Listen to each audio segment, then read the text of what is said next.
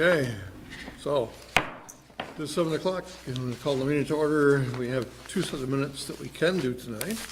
The meeting minutes for December 12th, 2017. We have a quorum of the folks that were here at that meeting. So is there a motion? Move the minutes be accepted, subject to modification. Is there a second? Second. And a second. Page 1, likewise, as of last week, on members present, Ted's first name is spelled wrong. It's not 10, it's Ted. I kind of like 10. I think it's a nice ring to it. It was misidentified as Red Kenny in a sports thing in high school. Really? Okay. Or it's Red Skelton. Yeah, you know, that's a good solid Yeah. red. Page 2.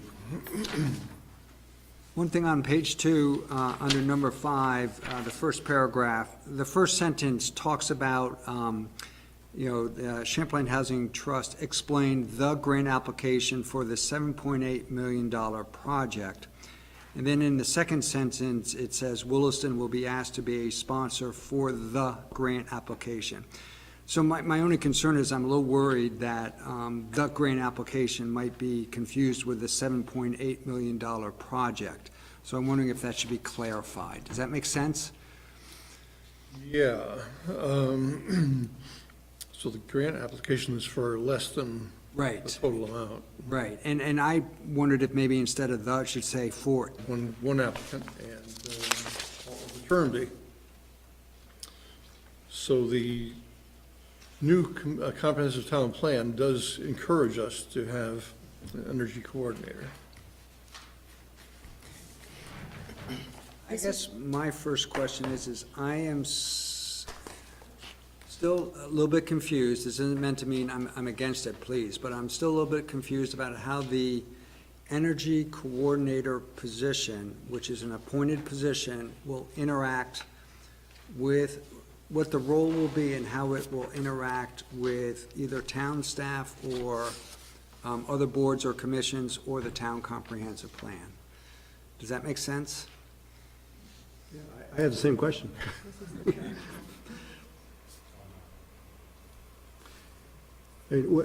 Personally, what I would be doing is, I guess I'd be partly guided by whoever is appointed, assuming it's Mr. Forrest, and Mr. Forrest, on his various initiatives that he wants to pursue. And then I would assign a staff person, most likely Eric Wells, to work with him if he has a proposal to develop it and bring it to the board for the board's consideration. And I guess that's how I would envision it. But it's new territory, and it's a little bit different than working with a full board, but there are some similarities as well. Okay. So the concept might, or part of the concept might be he would identify potential projects, potential things the town should be looking at or investigating, maybe even doing some of the investigation, him or herself.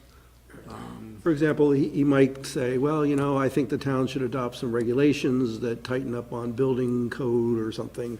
We don't have a building code, but something like that has certain requirements for energy efficiency. And so they may say, we want to pursue this, and he may do a little bit of the homework. So I may turn over to Eric and say, okay, work with him to develop this a little bit more, and then we'll take it to the select board to see if they want to consider it as a regulation. And if they do, then we go through the normal process like we do with an ordinance, for example. Okay. And then hopefully my last question is do you see there being problems if there is differences in opinion between what the energy corridor might be advocating for instance, the reduction of use of fossil fuels, which makes sense, but where the town plan might encourage the use of natural gas as a relatively clean, inexpensive, but it nonetheless is a fossil fuel. Do you think that would be an issue? Well, I can't speak to that one particular matter, but there certainly is potential for disagreements or difference of opinion between the energy coordinator and staff, and possibly the energy coordinator and the select board Or it's possible all three may have different views on things. It's true. So, More than likely, actually. when you add a new person into the mix, that's just Okay. part of the process. So, but what I get from your answer is, yeah, there might be disagreements. That's part of the process, part of the game, and inherently, no, that's not necessarily a bad thing or a problem. And it may, a new person in the mix also brings new ideas and may push initiatives that, were kind of either on the back burner for the staff or maybe not even our radar for staff at this point in time. And, it's up to the board to make a decision on whether or not it wants to proceed with some of these things. But these issues wouldn't necessarily even be coming to the board unless you had someone like this. So, that's the other side of the coin. But they are an island unto themselves pretty much, because they're not really working, I mean, they are working with, but they're not, it's not like you have a team of people, they're looking for guidance. Right, that's correct. And they're just simply advisory in nature. The board can ignore everything he or she has to say as energy coordinator, or implement everything. So let me ask you from a very practical standpoint, how much time does Eric have to be taking on yet another project at the moment? Well, it's very early in his tenure here, so it's a little hard to say, but I would say that there is some room right at this point, and which is why we have this position, is to provide the ability to take on some additional project. And affordable housing is another one that we haven't touched yet, but That one, at least there's a task force and people working with it. And please don't get me wrong, I think energy is very important. I'm just concerned about one person that's pretty much all on their own coming up with ideas versus someone that's working with a team of people. So, This is just meant as an observation. We mentioned the whole concept of the energy coordinator, if there were one, might have difference of opinion than the select board and/or town staff. And that gets to the issue of the energy coordinator is going to come with, their not agendas, it may be the right word, but, their philosophy, what they're advocating for, that type of thing. And certainly, Brian did a good job explaining sort of where he's coming from.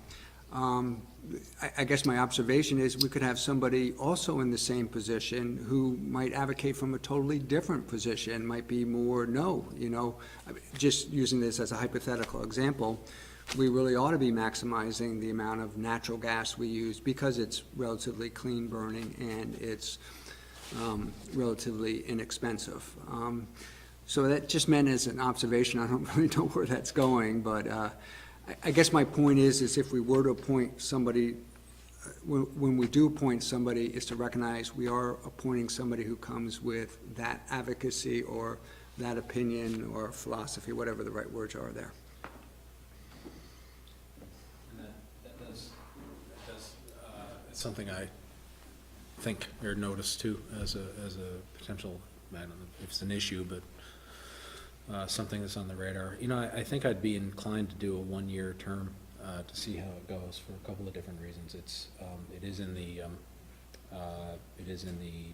town plan that we have this. There is a statute on it, and it is an advisory opinion. If there's advocacy for things that we don't want to do, and we're the ones who are elected by townspeople. It's our choice to accept that or not accept it.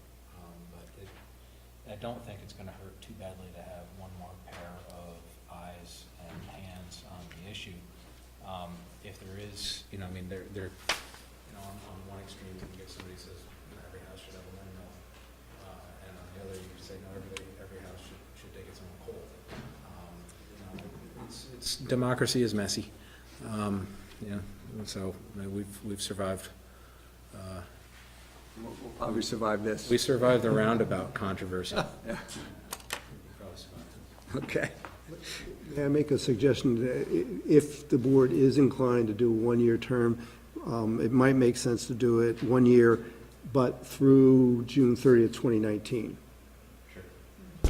Just because June 30th, 2018 is just a few months away, and Okay, okay. I get you. So with I would indeed. I'd move to appoint Mr. Forrest, I'm sorry, Mr. Brian Forrest as Energy Coordinator for a one-year term ending June 30, 2019. Second. Is there discussion on the motion? I like the idea. I do too. Yeah, well done. If there's no more discussion, then all those in favor of the motion say aye. I, Aye. Any opposed? So we're taking care of that. We'll move on to the Green Mountain Transit update. We have Mark Sousa, I hope that's how the pronunciation, General Manager of Green Mountain Transit, and Chapin Keener, who's our representative to the Green Mountain Transit Board.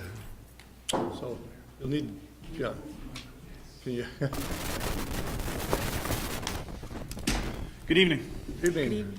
My name is Mark Sousa. I am the General Manager of Green Mountain Transit. I was appointed the General Manager position end of last February, and I been in the organization since 2014, right after the strike, which is, as you remember, that was a big event in our organization. So what I'd like to do tonight is just I have a very brief presentation just to give you kind of an idea of what's going on in Green Mountain Transit, some of the things that we're doing. And then we have another sheet that I can hand out, which will be the annual report. And then we can, go over that if you'd like and discuss some of the items on that, if that's okay.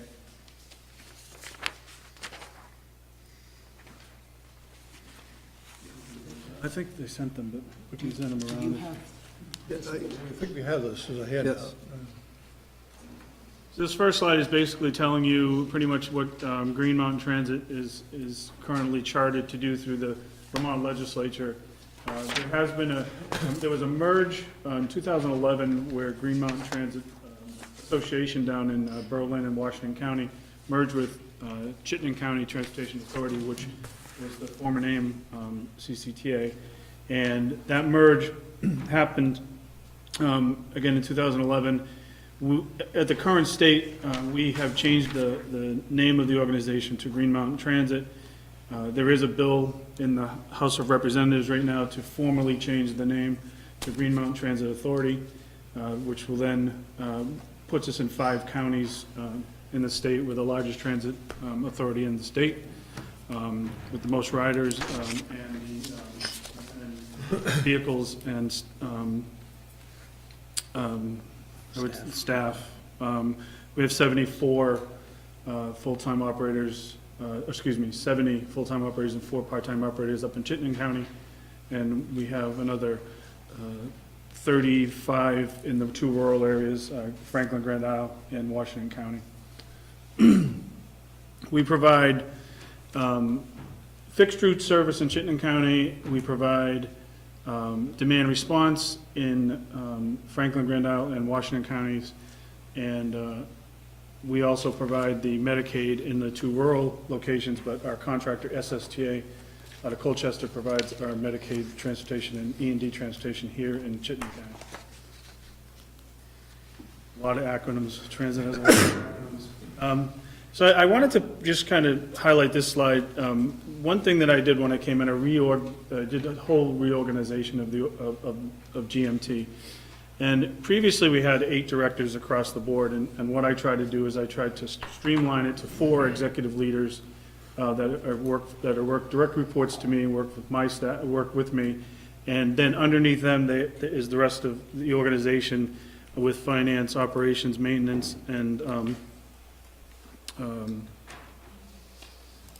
Human resources. Human resources, yes. Human resources is kind of a IT, human resources, DTCs is kind of a collaboration, but it's under the human resources brand. The other thing I do have is I have a direct report. Our marketing manager is a direct report to me as well. When we rebranded, what's important to our organization is how we look and how when you see a business card, letterhead, it's all going to be the same. So one thing I really emphasize is image, and that goes along with the way our uniforms are designed, et cetera. It goes right down the line. So presentation, professionalism is a big thing communication, have some benefit for locals, for the locals that the communities we live in and the communities that we serve. So one thing I did is I brought bringing in a nonprofit partner where, and the first one we did was the Chittenden County Canal Street Veterans Housing, which is COTS. What we did is we partnered actually with Channel 44 and Channel 22 and kind of partnered with them. And staff brought in all sorts of home goods and things like that they could utilize within their program. So they gave us a list, our staff, and then anybody else who contributed. And then the day that we did the event, anybody who bought the tickets, we doubled and actually gave COTS double the amount of tickets we sold that day for them to get the veterans to get transportation around the county. So we did that for free. That was our contribution. Second one we did was the Washington County Family Center. We did a diaper drive, which was kind of cool. Down in Washington County, it was one of the things that they needed, and they came to us, and we said, "What are you looking for?" And they said, "Diapers. Just give us diapers for the kids." And so staff had a really good time with that, and we did again partnered with a media partner down there, and kind of gave back, again giving back to the community that we serve and that we live in. And the last one we did was the Franklin County Community Action. We did a winter clothing drive, and this one was kind of neat because our partner, we've had labor-related problems in 2014 because of the strike, but we've really become real close and tight with the union and working together. And so they actually donated $500 worth of winter clothing, the Teamsters did, to this organization, and we all kind of pitched in, and it was a really very successful event. We plan on doing that continually every year. We're going to hit the 3 areas that we serve, and this like community partners, and we do media partners and things like that. So we take our marketing money and we kind of utilize it a way that really highlights the organization themselves. Some of the organizational highlights, I started a staff volunteer program. Once a quarter, staff is allowed to take 8 hours of time and go volunteer at a nonprofit that is approved by the organization, and at no charge to their time or anything. They get to take, like I said, 8 hours a quarter, and they just take the day and go spend it helping out whichever nonprofit that's either in the community they live in or one of the communities we serve. There's really no restrictions on where that is, so they can do it wherever they feel comfortable with. So it's kind of a neat program. Another thing I started was communication, as I said earlier, is a very important piece to what we do as an organization. As long as we're communicating with our staff and people are aware of what's going on, it's probably one of the most vital, I think, things that we could do. So we started a local intranet, which is just internal to the organization. It's called Bloomfire. Everybody in the organization gets an account. They sign on. They could look at all the documents that either HR or any maintenance or operations that they can load up there, and they can look at that from home, from their phone. But it's local. It's an internet. It's not on internet. So it's an account that they log into and that they manage, and we have communities in there, and so that's kind of one of the things that we kind of go online, look at the information that this organization puts together, and not have to be on the internet to do it. Another thing I started was quarterly staff meetings, call them town hall meetings, where quarterly I get up in front of the organization, and we have satellite 5 locations within the 5 counties during the season, the winter season. And I basically go over something that is important to the organization, or we do some type of a training, but I kind of let staff know what's going on, because sometimes the communication doesn't make it all the way to, say, our seasonal service down in Stowe or Sugarbush. So that's live. It's a live town hall meeting, and we're doing that quarterly, so everybody can log on and kind of see what's going on. Now the fun stuff, the funding streams. This is just educational. It's quick. Federal grants, state grants, local contributions, which are the assessment, passionate revenue, advertising revenue, and any other revenue that comes in. This pie chart just gives you a breakdown of where most of our funding comes from and the amounts. And you'll see that the federal grants obviously are a very high percentage. We get different funding from the federal government. We're a direct recipient here in the urban system, and in the rural system, it's funding through VTrans. So this gives you just a basic kind of percentage of what we get per our funding. Three sources that, like I told you, that we've said the CCRPC is the other planning piece of it, and they provide funding for us for planning purposes. Local contributions, this is basically per our charter, local contributions and assessments by member communities. I did actually see one of the major questions that always comes in is ADA paratransit funding, and, you know, where is that number? And I'll kind of show you at the end where that is, but this basically gives you the idea of what the charter is pretty much been developed, I think in, I want to say 1973, but I think that's correct. I think it is. Yeah. So ADA paratransit is mandated per the federal government. It's basically 3/4 of a mile from the fixed route. It's as the crow flies, so it's basically putting a bubble around our fixed route, and basically 3/4 mile, we have to provide service to eligible ADA clients. It's complementary, and the origins, like I said, are 3/4 of a mile requirements. They do not apply to our commuter routes, so that's always kind of a gray area for people to understand. And we can either do it ourselves internally, where my previous position was in New Hampshire, and we did it internally. Here in Green Mountain Transit, SSTA is our provider, as I said earlier. So we can do it either way. It might be worth noting that through the luck of the draw, not because of anything the town has done, our ADA, our paratransit use has gone down the last 2 years, which has compensated for the modest, about 3% increase in our budget. And so the assessment to Williston is flat or declining. But we could get somebody live in Williston who needs those services more next year, and it would become part of the assessment. Yeah, again, mandated service, so federal government pretty much mandates, so we have to go through a whole process of application process to make sure people are eligible. We've done that in-house now, we've taken that in-house, that's another thing we've done, where the assessments are done in-house, so we have a little bit more of a control. We've pretty much taken all the steps that we possibly can right now to, you know, do the best we can to make people eligible for ADA, that make sure they're eligible for ADA, and any conditional service, which means they can have conditions where in the wintertime, there's no sidewalks, so we have to pick them up in the wintertime, but in the summertime, they can walk to the closest fixed route, which could be right down the street. So those are some of the conditional, and we have an appeal process, and if somebody doesn't like what their ruling was, they can appeal it, and we've had that, and so we have everything kind of in place to make sure that we're doing our job, to make sure the ADA assessments for the communities are, you know, stay where they are and at the best of our ability. The elderly and disabled program, it's E&D program, they'll call it. It's through the 5310 funds, applied for at 80%. Care Partners, some of the partners that we have, Berry Project Independence, SSTA. It improves mobility basically for seniors and individuals with disabilities. So it's a program that's funded through the 5310 federal funds, and VTrans is the one who kind of controls the funding for each E&D agreement.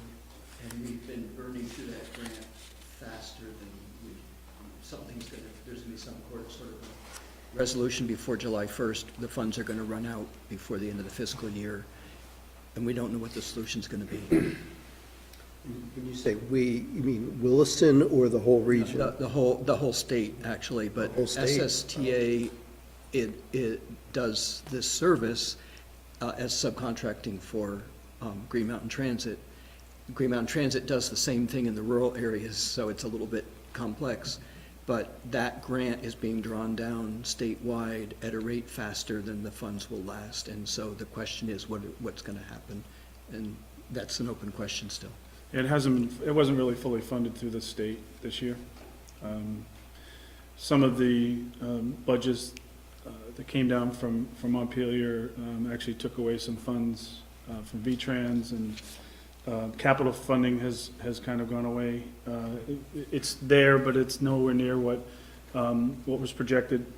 So a lot of decisions that are made there. So some of the funds that in Chittenden County E&D program is not near what it was last year, and Washington County as well. So the funding came in a little bit less than anticipated, so, as to Chapin's point. Williston is a big user of that program. You know, we're I think, one of the municipalities that receives the most amount of money. Maybe there's another one that receives a little bit more, but Williston's up there as being a high utilization rate. Yep. And Jennifer's our representative on the committee. I don't know if you have anything to add on that. No, I think we're staying within our grant funds this year, but if that goes down, we might have a different conversation next year, but those grant funds go.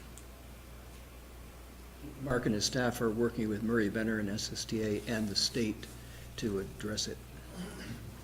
Yeah, we're halfway through the fiscal year, so, you know, we're trying to, right now it's projecting that we will run out of funds. So what's the next steps after that? It has to be presented to the AD committee, I think, this month. And then the conversation starts from the state level. We've met with the state already and have kind of made them aware of this. So they said go through the committee first, and then we'll go from there. So that's where it kind of stands.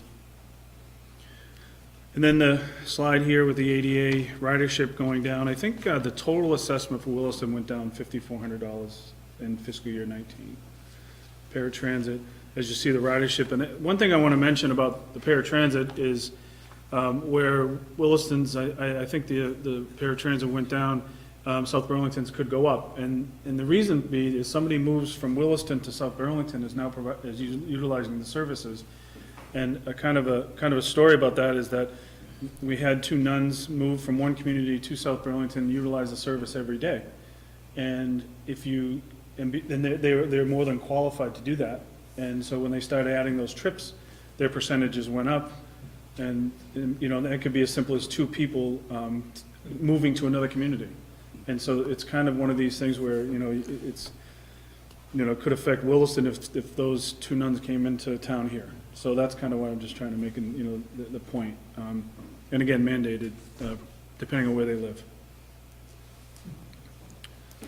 So that's really all I had for the presentation. I know it was fairly quick, but I just thought maybe I'd get you up to speed on where we are and what we're up to.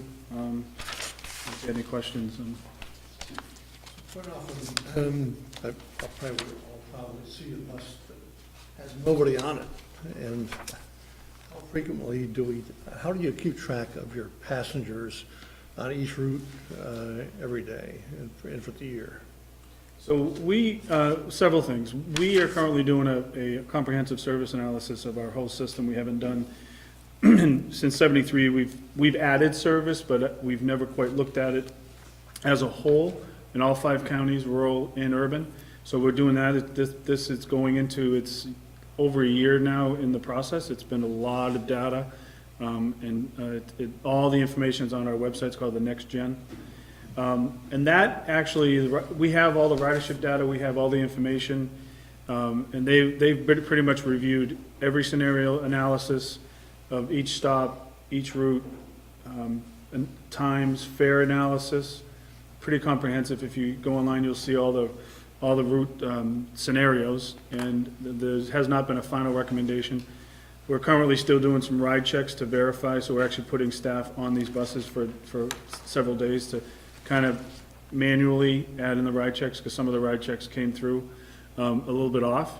So we're actually doing that now. We're meeting with municipalities as well, so we're getting the municipalities from their planning departments, public works, et cetera, so we can get their perspective. That's where we are right now. We're in municipal outreach. So we'll be in touch to talk to who you would like for us to sit down with and kind of go through, and some suggestions from them. And we also have fare box counts so that the boardings are recorded, that disembarking is not recorded. So all we know is boardings, but you can assume an equal number of returns. It's a very tough word to use though, with ridership. Alightings or something, is that the technical term? The other thing too is, to answer your question, you do see, so every now and then you'll see a bus that seems like there's nobody on it. And what our system is, you know, in one route, we could be doing a 6 in Shelburne, and then the next route, we could be doing a North Avenue. So the buses could be going into another route that will be fairly busy. So they do the first route which seems light, and then they go to the next one, which is usually the reason we kind of move them to another, the bigger buses to some of the more heavily populated and have the higher ridership. So there are times when you look and see there's nobody on there, and you'll say, well, it doesn't make sense, there's a 35-foot Gillig driving down the road. But then that bus either previously had gone to a very heavy route or was going to a heavy route. They just needed to kind of connect the two. So there's a lot of that we do in our system.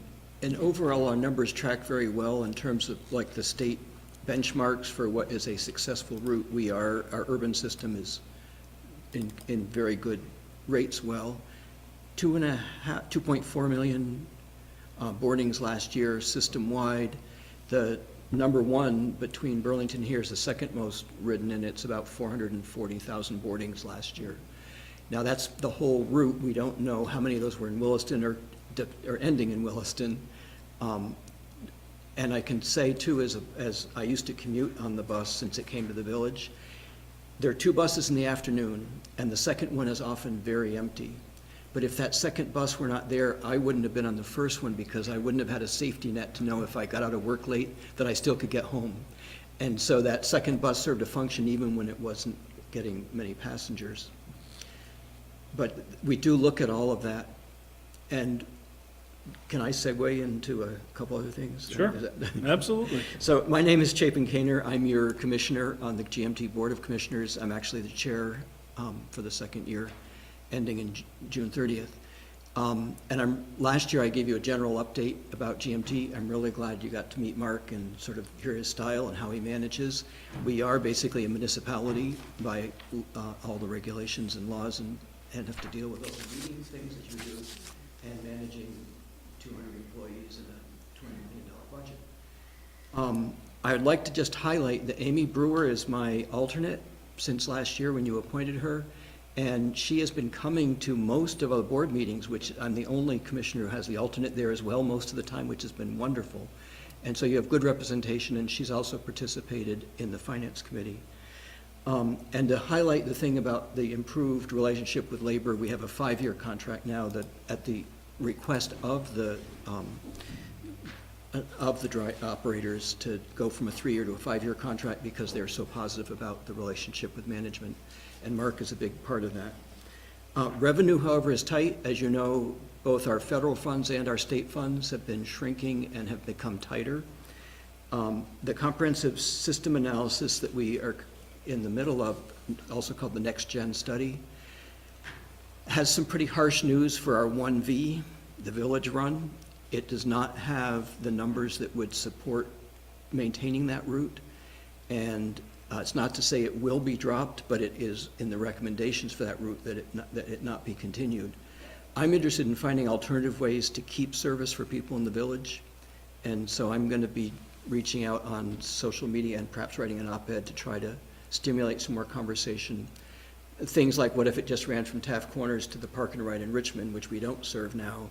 How many people, if they could get to the Park and Ride, would make use of it? And if it didn't have to go all the way into Burlington, it would have time to do more. If it stopped at Taft Corners and you had to transfer the number 1, which wouldn't be as nice for those of us who are commuting, but might be a compromise. I also wanted to highlight that it's in your town plan now that you recently adopted to work towards having a transit center in the Taft Corners area. I see that as a real significant need. Right now, the parking lot at Walmart serves as our transfer point. If you're going between the number 10 and the number 2, we may have more buses in the future. We're going to, when the Park and Ride is built at exit 12, we'll probably pick that up. And to me, the parking lot at Walmart should be served, but it's not the right place for transferring. And it also would be more efficient for most riders to transfer at Taft Corners. I was disappointed that the one piece of land that the town owns right there opposite the pond from Friendly's was leased to the purchaser of Maple Tree Place, taking that out of being a possible place for 2 buses to be able to pull up. But I would really like us to keep searching for somewhere within walking distance of the Majestic 10 and Taft Corners in general, for there to be some kind of a transit center. I also wanted to highlight that we did purchase new buses this year in spite of funds being tight, which was very important. And with the cold weather we just had, it was a lifesaver because several of the older buses had to be taken off the road due to problems with the temperature. We also have a low-no grant, and within the next year should be getting 4 battery electric buses, which would be for us sort of a pilot in understanding the different maintenance and operational procedures and aspects to that, to know how to view that in the future. And that's it. You took away my thunder. Oh, no. No, I was gonna bring You up were gonna bring that up? I was gonna Sorry. bring up the electric buses, because one thing that we did is we got approved for a low-no grant, which is low emission, no emission grant through the federal government. And we were approved for 2 buses. With that, we have a collaboration between Burlington Electric Department, VEIC, Burlington Electric, another sustainability division, V-Light. When all of these came together, we put them in our application. We thought we had a very compelling argument that say, hey, we're coordinating with our utility company that's going to help us kind of bridge the gap between a traditional diesel price and a electric bus, which is about $200,000 more.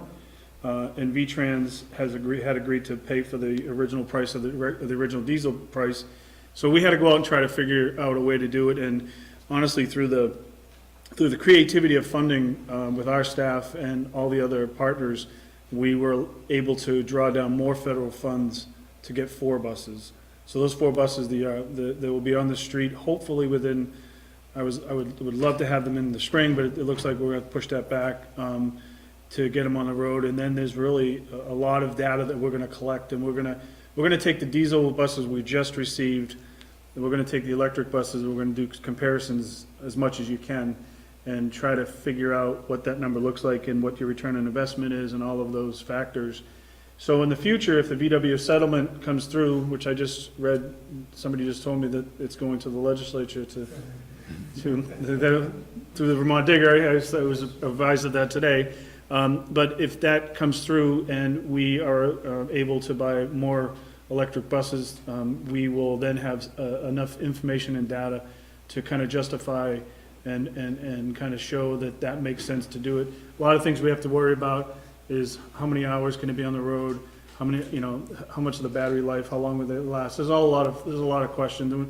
And the technology has taken off in 3 years. I would have said, if you asked me 3 years ago, I would have said 10 years. But now, just looking at how many agencies are utilizing them now, and even in cold weather. So we're pretty excited about that. So that will be something that we'll be really monitoring. I guess in the next 2019 and next year, we'll be able to secure about 20 new buses, the 12 that are coming in. Or 19, the 4 that are electric, and then we'll have another 3 that VTrans has committed to in 2019 through 2020. So that would be very helpful for us, but the electric bus is pretty exciting for us to really figure. We'll be the first in Vermont to have, and these are fully 100% electric. The agreement has to be, they have to be charged at off-peak time from 10 o'clock at night to 4 in the morning in our facility in Burlington. And it gives us the rate of half the rate that if it was 16 kilowatts an hour, we'd get charged 8. So it's an agreement we made with Burlington Electric, so it's pretty exciting. So Questions from the board? First, full disclosure, I am a frequent rider of the 86 Link bus from the Park and Ride to Montpelier. Terry, your question or comment about empty buses, rarely is an 86 bus empty, except maybe on a Friday night, the last bus leaving I work at the National Life Complex, leaving National Life. But I want to very much second Chapin's comment about the concept of that backup, whatever the right word is, bus. As somebody whose work quite often means I don't know if I can catch an earlier bus, having that bus is a godsend. My one constructive absolutely. comment, criticism, if you don't mind, is the Route Shout 2.0. I think I can speak for multiple riders on the 86 bus, is the lack of the 86 bus being on that app is frustrating. The other night, well, maybe a week or two now ago, when we had some bad weather, the bus was quite late. That's totally understandable, we get that. But what would have been really nice is if the app worked, because that hour and a half that we all sat around wondering, when the heck is the bus going to be here, and we don't want to miss it, because we're pretty sure it's going to be the last one. If the app had worked, we all would have headed back to our offices and did something productive. Just when you needed it, yes. Where what we ended up doing was having some great conversations, some of them frustrations about the app not working, but it just would be great if that app worked. I appreciate the feedback, and that's what we're getting. It is a little inconsistent right now. We have been on the phone with Route Match constantly. There's not only that, but we also have the beacon issue that's down at the DTC, which we're told by Friday of this week will be taken care of. But the app itself is definitely a conversation that we've been having consistently. And the 86 has come up on several occasions, so thank you, I appreciate that. And when it works, it's wonderful. People are using it a lot. Yep. All right, good, thank you. Other questions? Yeah, that's it. That's it. Thank you very much. Well, thank you, I appreciate it, Being and here. and spend the time. Rick, I'll be in touch about the staff. Thanks. We'll move on then to the Kanima Community Forest Study Committee report. It looks like Melinda is, when they do that, somebody else too? Oh, good, okay. So if you would just introduce yourselves and give us your status report, please.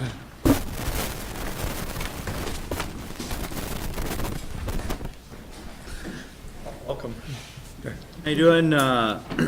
I'm Ben Norris, and I'm the, as I stated before, the Catamount Community Forest Planning Committee Chair. Ooh, that's a lot of words.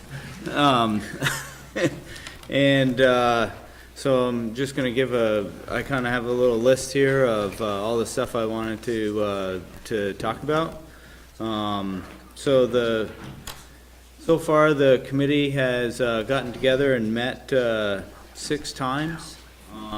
We've received some presentations from some experts, some of which are they're part of the forest committee, but some outside as well.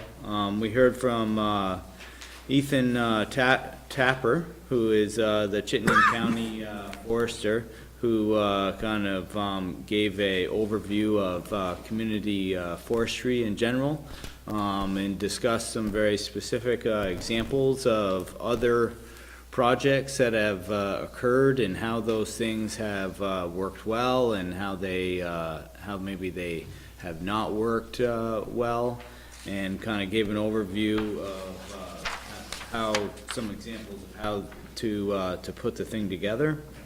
We heard from Andrea Shortsleeve on wildlife management and sort of like how to manage this land, how do we handle this land so that, you know, we consider wildlife management.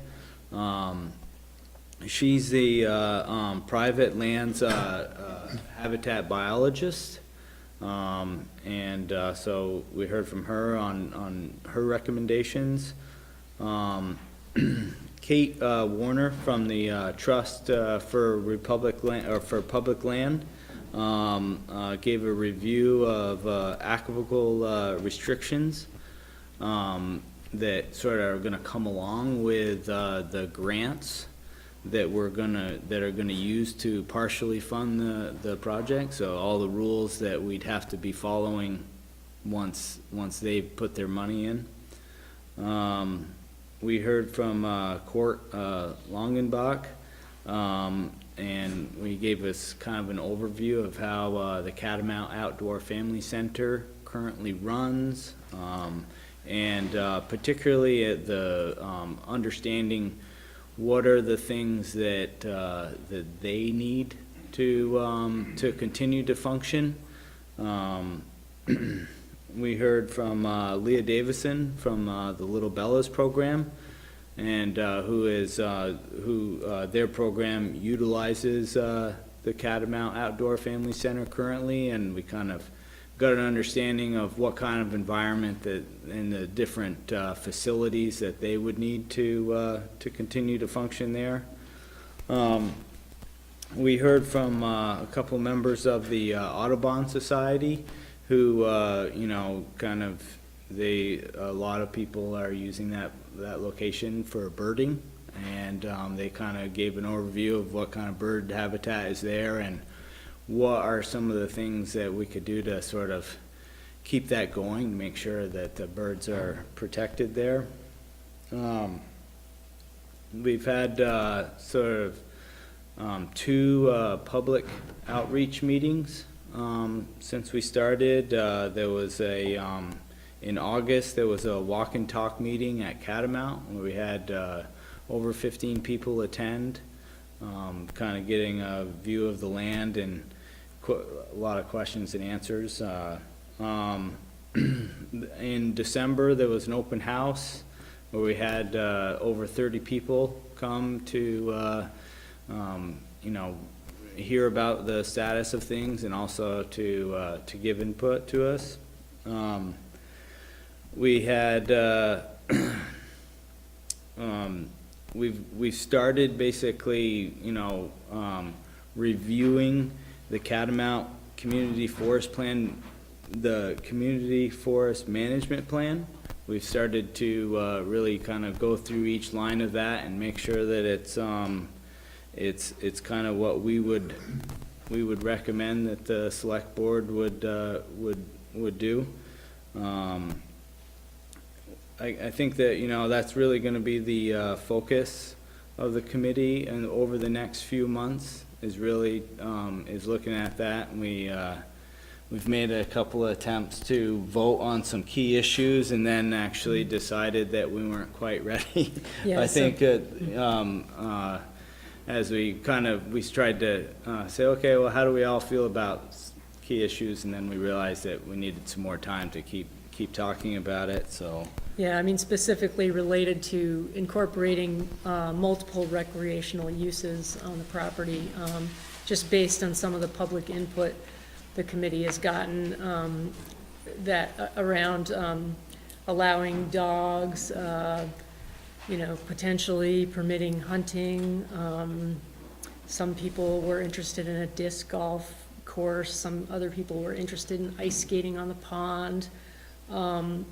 And just, you know, sort of also hashing out policies around pedestrian use and how best to accommodate the free pedestrian access that will be required from our grant sources, and making sure that it's compatible with the other uses on the property, like mountain biking and skiing and whatnot.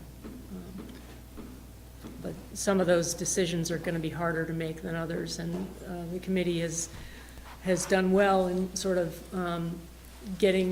making decisions on the low-hanging fruit, the somewhat easier decisions, but is having a little more need for discussion on some of the more, complicated issues. But overall, making very good progress. It's, the committee is very engaged. I would say at all the meetings, we've had 15 to 17 people in the room, including some members of the public have come to meetings, so. Good, thank you. No, I think I'm good. Did we give this, The committee took a first look at the license agreement between the town and the Catamount Outdoor Family Center, which is still under negotiation. And when that is at a more, ready state, or near completion, we will be asking you to look at that as well. Most likely that'll be sometime next month, Yeah. early next month, hopefully. So does the board have any questions for the committee members? Sorry, I might have a couple. So maybe I'll ask, I have in front of me the Forest Study Committee, the charge that was put together. And I always felt you have a very aggressive time frame to get this completed with. And I'm looking at final revisions to plan dated June 30th, 2018. That's like 5 months from now. Do you think you'll be able to meet that deadline? I think so. I think that there may be some decisions on which the group can't reach consensus, and in that case, we'll have to make a statement that basically says, this will not be allowed until such a time as, a plan has been thoroughly vetted and, discussed and recommendation. Interesting way that would happen. Okay. And then, as you're going through your discussion, you mentioned the concept of I'm going to call them the free, the public access, the walking, the birding, maybe, things like dogs or whatever. And then the activities that would be on a fee basis, I assume, through the nonprofit, which whoever that nonprofit is. Right. And I guess my question is there a prioritization over the public access to the land type uses versus the for free specialized, let's say, recreation activities like mountain biking and Nordic skiing?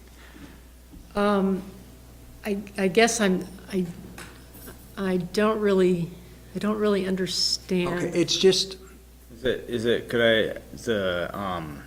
think that, what we're, like, so, say for example, like somebody wants to ride a horse, right? And so the question is like, well, do we allow access for people to ride a horse? And then what the group is kind of grappling with is whether or not, well, if like 6 people riding a horse the whole year, is that gonna be a problem for everybody that was riding a bike?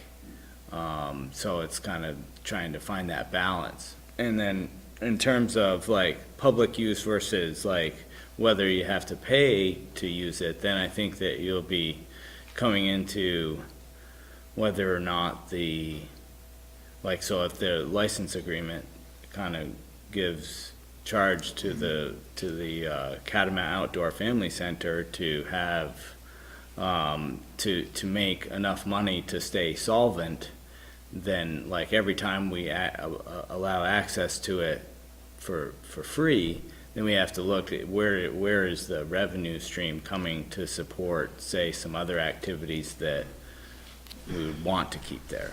So, and just to clarify, so we're required to provide free public access, and what that means is pedestrians have to be allowed on the property at no charge.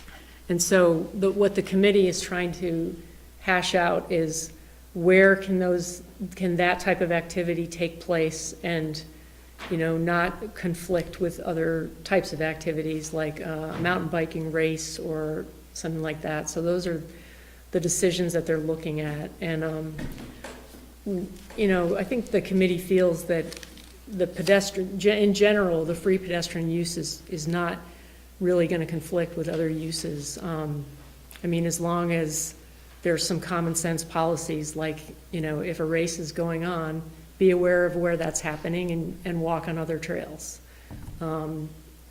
If there are camps going on, just be aware of your surroundings and, be aware that those activities are taking place and use common sense. okay, so a way to answer my question, I don't know if there's no right or wrong answer, I'm just trying to figure out where the committee might be going. Is one of the ways to deal with, who has priority, for lack of better words, maybe that's not even the right way to think of it, is there'll be some segregation. Mountain biking won't be allowed over here because that's primarily viewed as a hiking area or walking area, where over here it's mixed use, where you will run into those conflicts, but then the common sense aspect of it kicks in. On a night where there's the weekly mountain bike training race series, expect there to be mountain bikes, and Yeah. you will probably have a conflict with a mountain, but not conflict, maybe not the best word. You will encounter a mountain bike if you choose to walk there. It really was, what I was more aimed at is, because it will be, public land owned by the town, it's kind of that question of, will the for-fee type activities that would be done by, let's say, that whoever the nonprofit ends up being, have to take sort of a secondary role because of that public ownership. But it's not sounding like that's the case, at least how far it's gone, this committee's gone. I guess the committee is, I mean, we still have a lot of discussions ahead, but right now, I mean, I guess partially based on some of the experience that the Catamount Outdoor family has had with people walking on the land, whether, I mean, I'm assuming they pay a fee to walk on the land, but that there hasn't really been a conflict or any problems with people walking and other people who are biking or skiing. So I guess, we're not really seeing it as a zero, like, we're not really seeing it as, the for-fee gains, therefore the free pedestrian public access loses kind of thing. I think that. Okay, I think I understand, and again, it's not like there's a right or wrong answer, I'm just trying to, get a sense. The forestry aspect, do you see there being a role for there being active forestry on the property? And not that I think that's necessarily bad at all, believe me, I'm not going there, I'm actually kind of hoping there is, but I don't want to, again, influence you, but I'm hoping there is. Can you talk about the forestry potential? I mean, so we have heard from the Chittenden County Forester on the subject, and I think, he's encouraging us to come up with like a plan, and, so the. Wait, isn't that part of his role, is to help you develop that plan? Yeah. Well, or I think it's like, generally to come up with one, like one example of a plan might be to, let's make as much money in forestry as we can, and then on the other side is like, let's never let forestry get in the way of anything else that we want to do. So somewhere in between, in the end, I think we want to put together a plan that makes sense for, I think that's what ultimately we're, gonna try to figure out is what is that balance. There's somewhere in between there's the right place. Okay. Yeah, where there will be some, I imagine, something to make sure that, it stays like it is, or maybe better in some ways. And right now, the property has a forest management plan that Ethan Tapper is going to help revise that plan and develop a plan that kind of fits with the mission of the community forest. Okay, good, thank you. Any further questions from the board? Thanks for all your hard work. Yeah. Thank you.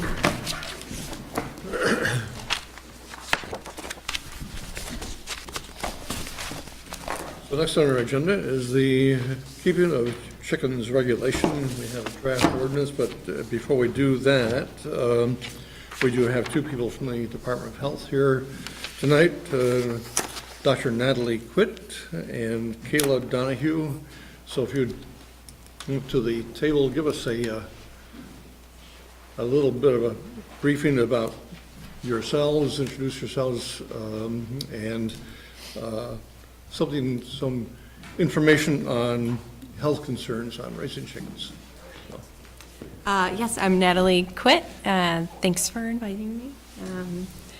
and I just wanted to, well, I'm the state public health veterinarian, so I'm trained in veterinary medicine, but I've worked in public health for several years, most recently with CDC on vector-borne diseases, and I've been with the Vermont Department of Health for a few months now, working on zoonotic diseases, so diseases that can transmit to humans from animals. So this is my colleague, Kayla Donahue. Hi, I'm Kayla Donahue. I'm completing a post-grad fellowship right now at the Vermont Department of Health in infectious diseases as an epidemiologist. So basically, I just wanted to give a quick spiel of a overview of the main diseases we might be concerned about transmitting from poultry to people. 4 main ones, I guess from most, I'll list them from most biggest concern to lowest concern. Biggest concern being Salmonellosis, infection with Salmonella bacteria. Second being Campylobacteriosis, infection with Campylobacter jejuni. It's another enteric pathogen or GI pathogen. Next being Avian Influenza, as you probably all know what that is, and then I'm sure you've heard of West Nile virus as well. So actually let me give, I guess, a little spiel on the others, but I'm going to let Kayla go into more depth on Salmonellosis, because she investigated and did study on that in Vermont specifically. But Campylobacteriosis is another GI pathogen that mainly humans get infected by handling undercooked or eating undercooked poultry. So by having backyard poultry, less of a risk unless there's plans to slaughter and handle, and process and cook that meat, and maybe improper handling in the kitchen, that kind of thing. The bacteria comes from their GI tract, and so it's not cooked properly, that bacteria will stay alive and then infect humans. So that's the main way they would get infected. It's also present in other things like raw milk. Avian influenza is a very low concern. It's more of a theoretical concern. There are sporadic outbreaks in poultry, chickens, particularly in the US in general. These strains don't typically infect humans though, but they have the potential to mutate and cause illness in humans. So most human illnesses and sporadic outbreaks occur in South Asia, but I guess the only human infection, interestingly enough, that was confirmed in the US was in a veterinarian in New York City that had close prolonged contact with a cat. There was a cat outbreak actually in a shelter there recently, I think last year. So low risk, but theoretical risk. So, and then the last one I mentioned, West Nile virus, there's no direct risk to humans from backyard poultry because it is a vector-borne, mosquito-borne disease, but poultry can be infected with that virus and have other mosquitoes then be infected by them having it in their blood, but they're not typically affected by it. They don't get sick from it. So, but the main concern is Salmonellosis, and I'll let Kayla give a little background on that. Hi, I printed out some of these slides if anyone's interested. I don't know, there's not a ton of copies, but so Salmonellosis is an infection caused by the Salmonella bacteria. There's a ton of strains of this bacteria, so you can get many different types of Salmonella. The CDC reports that there are 1.2 million cases and approximately 450 deaths annually in the US. The annual incidence in the US is 15.2 illnesses per 100,000 individuals. Signs and symptoms are some acute GI stuff ranging from mild to severe diarrhea, abdominal cramps, fever, nausea, vomiting, headache, and in some cases it can transmit into the bloodstream and cause more severe infection outside of the GI tract, and those can lead to life-threatening complications. This happens in about 8% of Salmonella cases. And yeah, as I said, the bloodstream, bones, joints, brain, nervous system, but that's one of the more rare outcomes.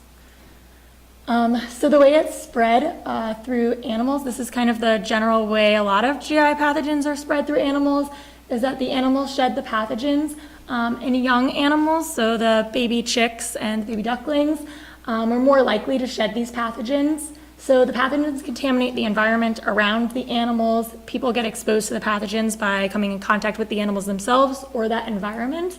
Many of these pathogens, including Salmonella, have a very low infectious dose, so it does not take a lot of Salmonella contact for you to get sick.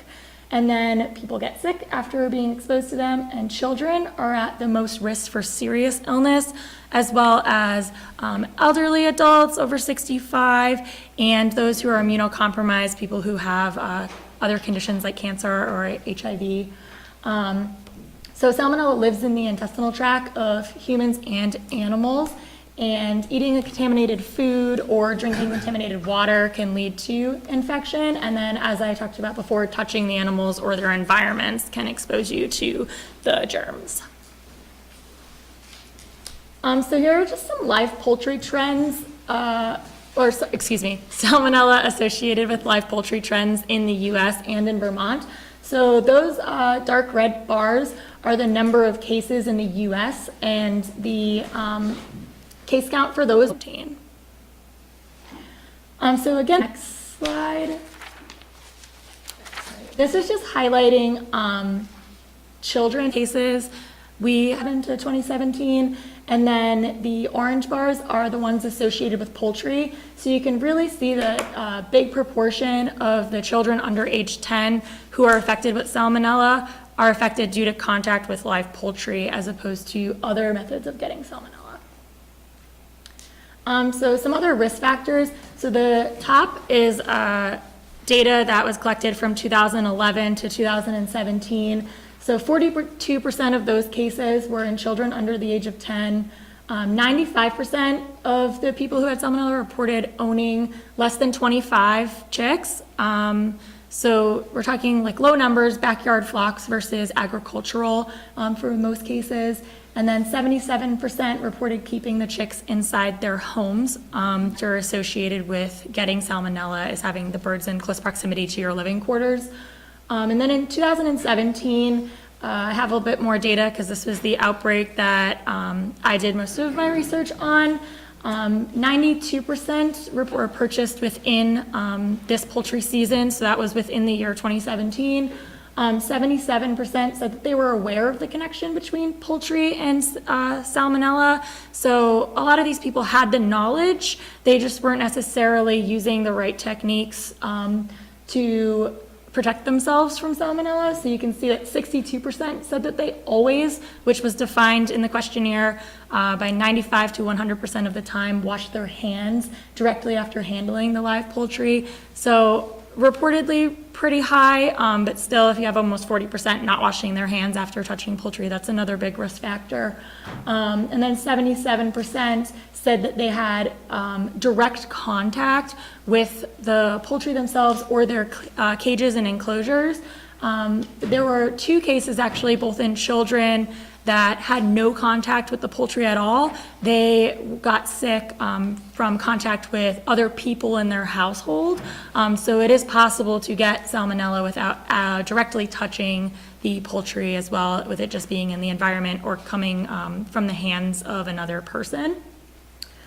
And then just some general recommendations based on some of the risk factors that we've seen in Vermont and around the country.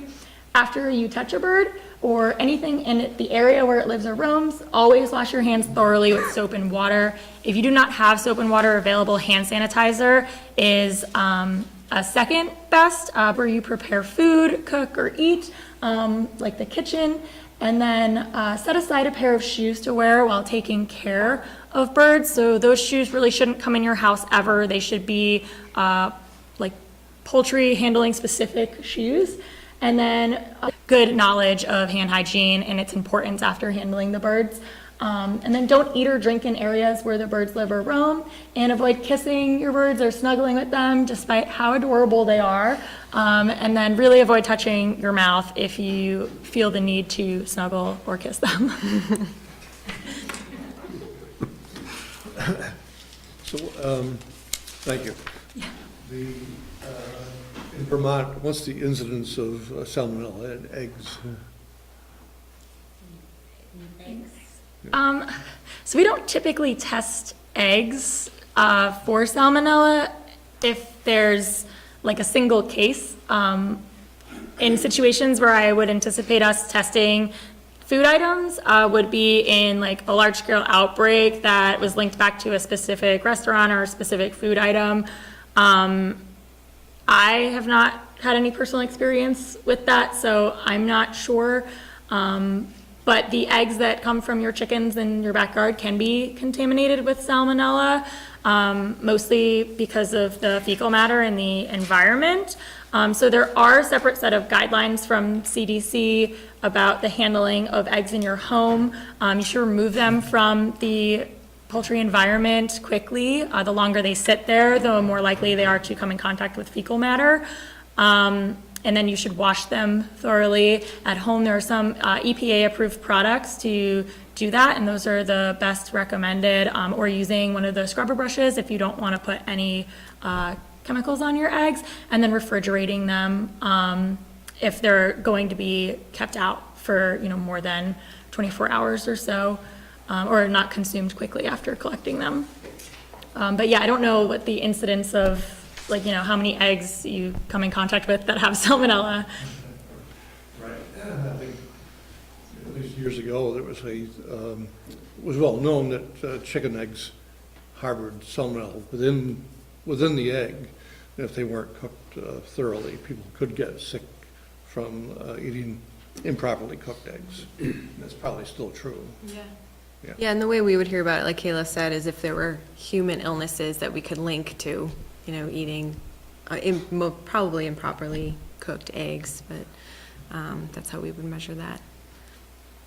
So we probably have some Oh, I do. good questions. I'm getting, thank you so much for all the wonderful information, and it was really helpful, but I'm kind of getting the impression that, or it's probably going to come out wrong, this isn't necessarily for the faint of heart. I mean, you want to know what you're doing, and you want to have some good guidelines in place for how to care for chickens. It's not like going and getting your goldfish at the fair because it sounded like a great idea. It's a lot more to it than that. Am I correct with that statement? Yeah, there's a lot, you need to sort of do your homework, I would imagine. I don't have personal experience caring for chicken. Well, I do as in a zookeeping setting, so we were really good about biosecurity and, training in those sort of instances, but in general, a lot of, these, especially Salmonella and Campylobacter, it's a lot of personal protective behaviors that are going to prevent illness.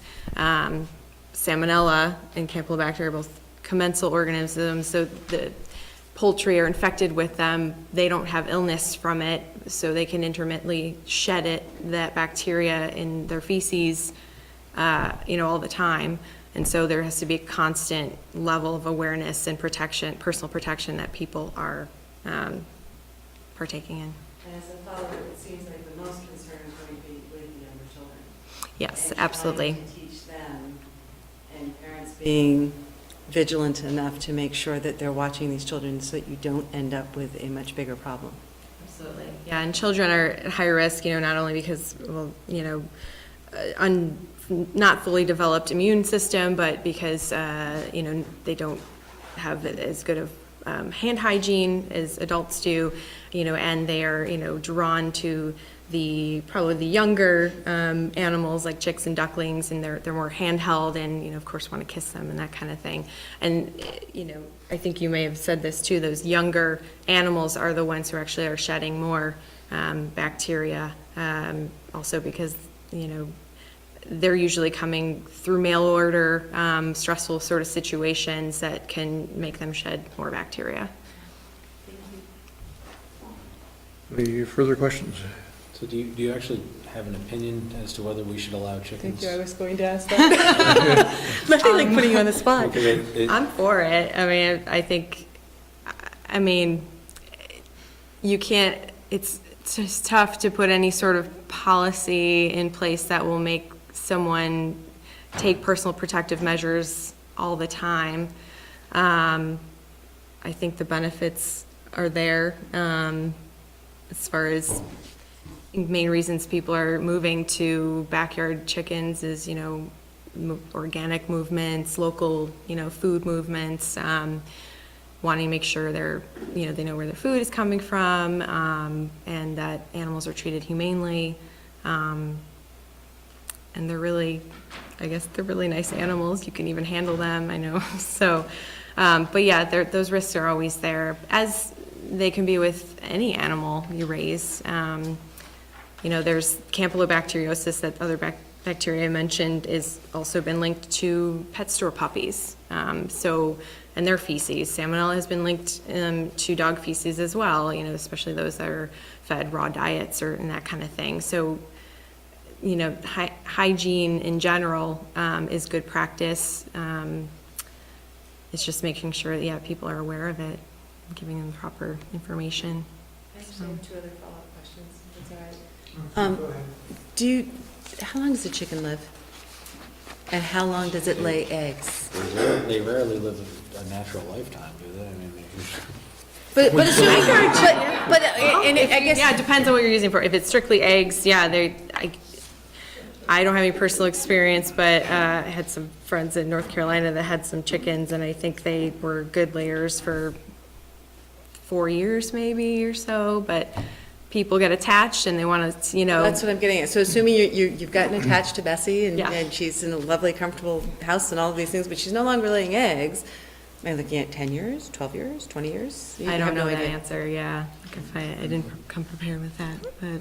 I'm just curious. What I will say too about like Salmonella specifically and Campylobacter, some of those things, is it's really the new chicks that you find have the highest bacterial loads, because they are coming from stressful environments and they're in really close proximity with tons of other chicks, either at the hatchery, in the mail, or at whatever store you purchase them from. So once you get those chicks home, the risk isn't gone, you know, for years after you have them, but the risk does decrease over time when they're out of those kind of really high-risk situations for them to be shedding. So there's always still a risk of getting salmonella from your chickens in the backyard, but kind of the majority of cases come from those new chicks that you're recently purchasing.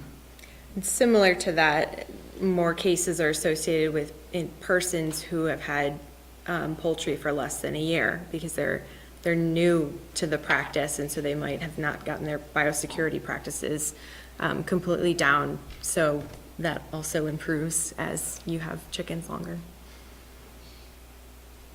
I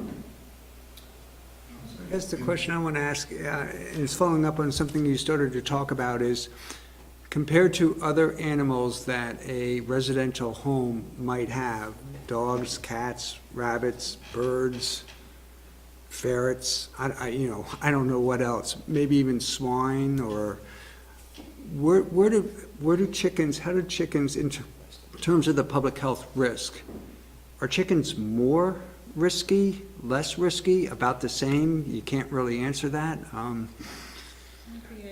Fairly, I would say more risky compared to the domestic pets that we, allow in our homes.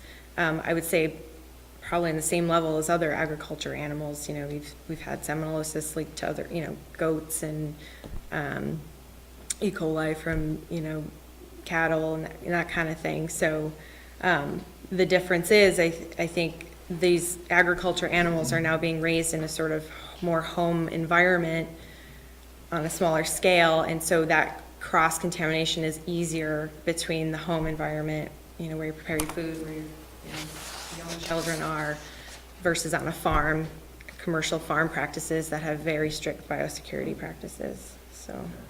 That's it. I was like, I don't think they're inherently more risky, but people aren't keeping, horses in their kitchens the way they are with chickens sometimes. So it's just, kind of the practices surrounding raising chicks is different. That makes it more risky. Yeah, and there can be some misconceptions on like, chicks need to be kept warm, and so there's, people will take them inside, when they're being sold more around the springtime when it's still kind of cold, where it just puts themselves at more risk, so. The other question I have, I know it's going to be hard for you to maybe critique an ordinance or so, so I'll only burden you with one question, and that has to do with the number. Is there any guidance that you can help with in terms of what is an appropriate number for a residential property that's, let's say, on the smaller side, in terms of, zoning, how many homes are allowed per acre type thing? That's something I would have to, in terms of an animal health perspective, to like avoid sort of crowding, that's something I would have to consult with our agriculture colleagues on. I would say you don't want them crowded as far as being healthy and not shedding, more bacteria because of that, but. Chickens don't need friends, for example. I mean, like, do you need to have 3 of them? Do you need to have 2 of them? Do you need to have 10 of them? They do like having each other, yeah. I mean, have, I like- think that's the question we're trying to find out. is- Okay. Right, I mean, to be more specific, the ordinance that's in front of us for, as a first cut to take a look at has 6. And I didn't want to bring up a specific number if I didn't have to, but now I did. Is 6 kind of on the smaller side? Would it seem reasonable to you to allow more than 6? It seems reasonable. You could maybe allow more, but what was interesting to us about it, Kayla brought this up, is that Vermont state statute does not allow you to purchase any fewer than 6 birds if you buy them at a store in Vermont. If you order them online through a mail service and have them directly shipped to your house, you can get less, but it's technically not legal.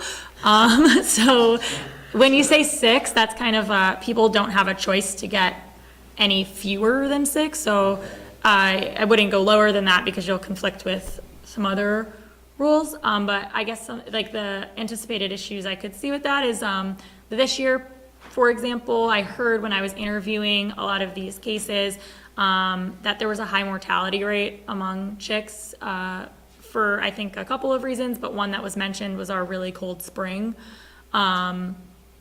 So in a situation like this, there was a lot of folks who lost quite a few of their chicks and went back and tried to purchase more. So I guess if you lose, all but 1 and you want to get more and you can only buy 6, that might be an issue. I don't know, from a public health standpoint. I will say for that reason too. 6 or 7 is going to make a difference. But. Yeah. So I will say the end sort of flock number might not be up to the person ordering for that reason, is that there is a high chick sort of mortality, being sent through the mail and sort of that crowding practices. And so you really don't know what you're gonna, who is gonna survive to adulthood. And so that end number, I think, is hard to entirely predict when you're ordering or. Sense then of what size of a structure you need to accommodate comfortably 6 chickens? No, I didn't, yeah. From a public health standpoint, we don't really know that. But that's, again, something we can check with our agriculture colleagues. So. I don't know if you realize this, but I'm an expert on chickens.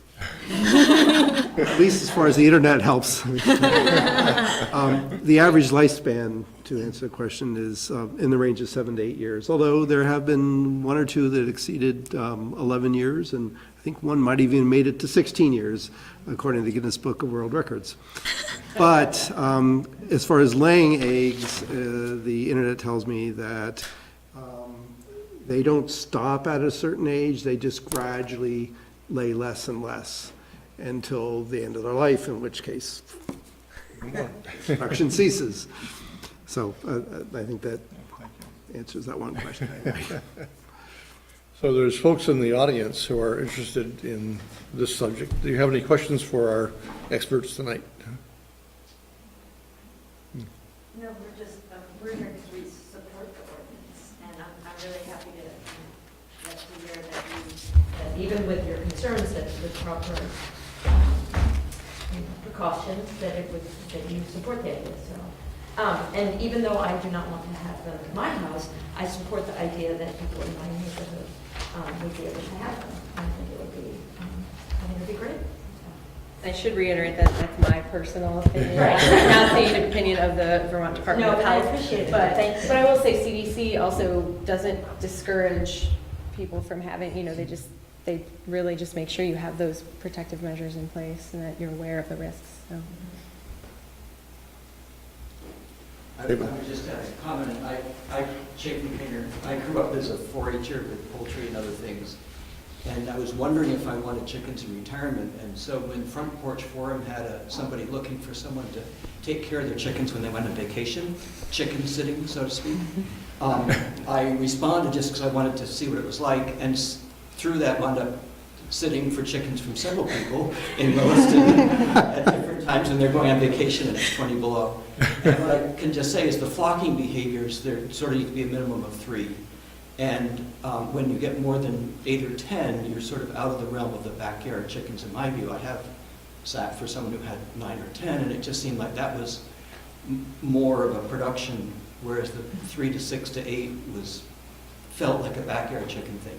So that's just personal, anecdotal thing, and I do have experience within the last couple of years sitting chickens for several people. So you have a job when you retire. Yes. I did try to find like a definition of backyard flock when I was doing research, just to kind of, I think I had said that most of the people had less than 25 birds, which was just in the questionnaire. It was kind of sectioned out. It was, I think 1 to 6 or 1 to 5, 6 to 11, and then like 11 to 25 or like 25 and more is how it was questioned out. So that's kind of why I picked 25 because of the questionnaire. But there is like no real good definition of backyard flock or like a number that constitutes that per acreage or things. So. And I should say, if you're raising them for meat and not for eggs, you want more, and you probably would slaughter them after 4 to 6 months. So that's 2 different things. If you need them just for eggs, enough for a family, 4 or 5 is plenty. Yeah, I would say that there is difference between meat birds and egg-laying birds, but I think the town has already looked at the ordinances of Burlington and South Burlington as really good standards. That I don't know if we've had an opportunity to look at or have people come and speak about the success of those in those communities, but it seems to me they've had them for a while. They're, 6 hens, certain amount of space, and I believe the acreage there is any parcel. And here it's an acre that we're talking about. You have to have an acre in order to have a flock. Which I think in Williston is also, for instance, my house is half an acre, but I'm on a corner and it's, undeveloped land on 2 sides, right? So you have sort of the rural nature, even if you maybe don't have a full acre of land, something to be considered here. I think there's like a lot of neighborhoods like that as well. But. Thank you. Are there any other questions for our experts tonight? If you don't mind, one more. One of the other aspect of our ordinance is that it limits it to female chickens only. And I'm just wondering if there's any issues or thoughts about female only versus having, I understand the issue with male chickens, roosters, but is there any public health aspect of having a single sex flock? Not that I know of, but I will say that there should be a plan for if you do get a rooster, because sometimes they can sex incorrectly. When they can be sexed incorrectly when they're very young chicks, and so there's a possibility you still might end up with a rooster, and so there should be a contingency plan. I don't know if this needs to be an ordinance, but that person should have a plan for what might need to happen. Might have to happen. Yeah, the town will take the rooster. I think. But it's about an 80% success rate, sexing the chickens when their juveniles are younger. 80%? Yeah, so about 80% of the time they get it right, so there is a 20% chance that you'll end up with a rooster when you thought you got a chick. I hope you're not asking me to be impressed by that. No, that's not great, but I did ask a coworker who has more experience raising poultry to review the ordinance, and she had really positive things to say. She thought it looked really good, but that was one of the things she brought up because she has personal experience with said unwanted rooster and cannot find a place to rehome him currently. So it is something to consider, I think. If there's no more questions, thank you very much for coming tonight. We really appreciate it. You're welcome. Did you take the place of Bob Johnson? I did, yeah. Retired Yep. Little friend of mine, so thank Yeah, you. you did, so. Still learning the ropes, but Good, thanks it's very been much. fun. Thank you. So I think for time's sake, we'll put this on hold until another meeting to discuss the Can I just proposed. ask one quick question? Yeah, sure. It came up, the issue of 1 acre. Is that in our ordinance? That's in the current, Yeah, that's the whole idea of, Right. of making it more permissive, but then also, if we're going to do that, adding some requirements and Okay, so regulations. The 1 acre part will go away under. It'll what- change. Will change, okay. Yeah. Wonder what's proposed here. Yeah. And it would be any, sounds like any residential parcel. And the 1 acre is tied to also a bylaw amendment that the planning Yes. commission has recommended, which would be part of a general bylaw update that they look to potentially bring forward later this winter. The bylaw right now states any livestock inclusive of chickens can only be held on a parcel 1 acre or above. So the draft language lowers that threshold to under 1 acre, so that's kind of the enabling factor in that regulation to this as well.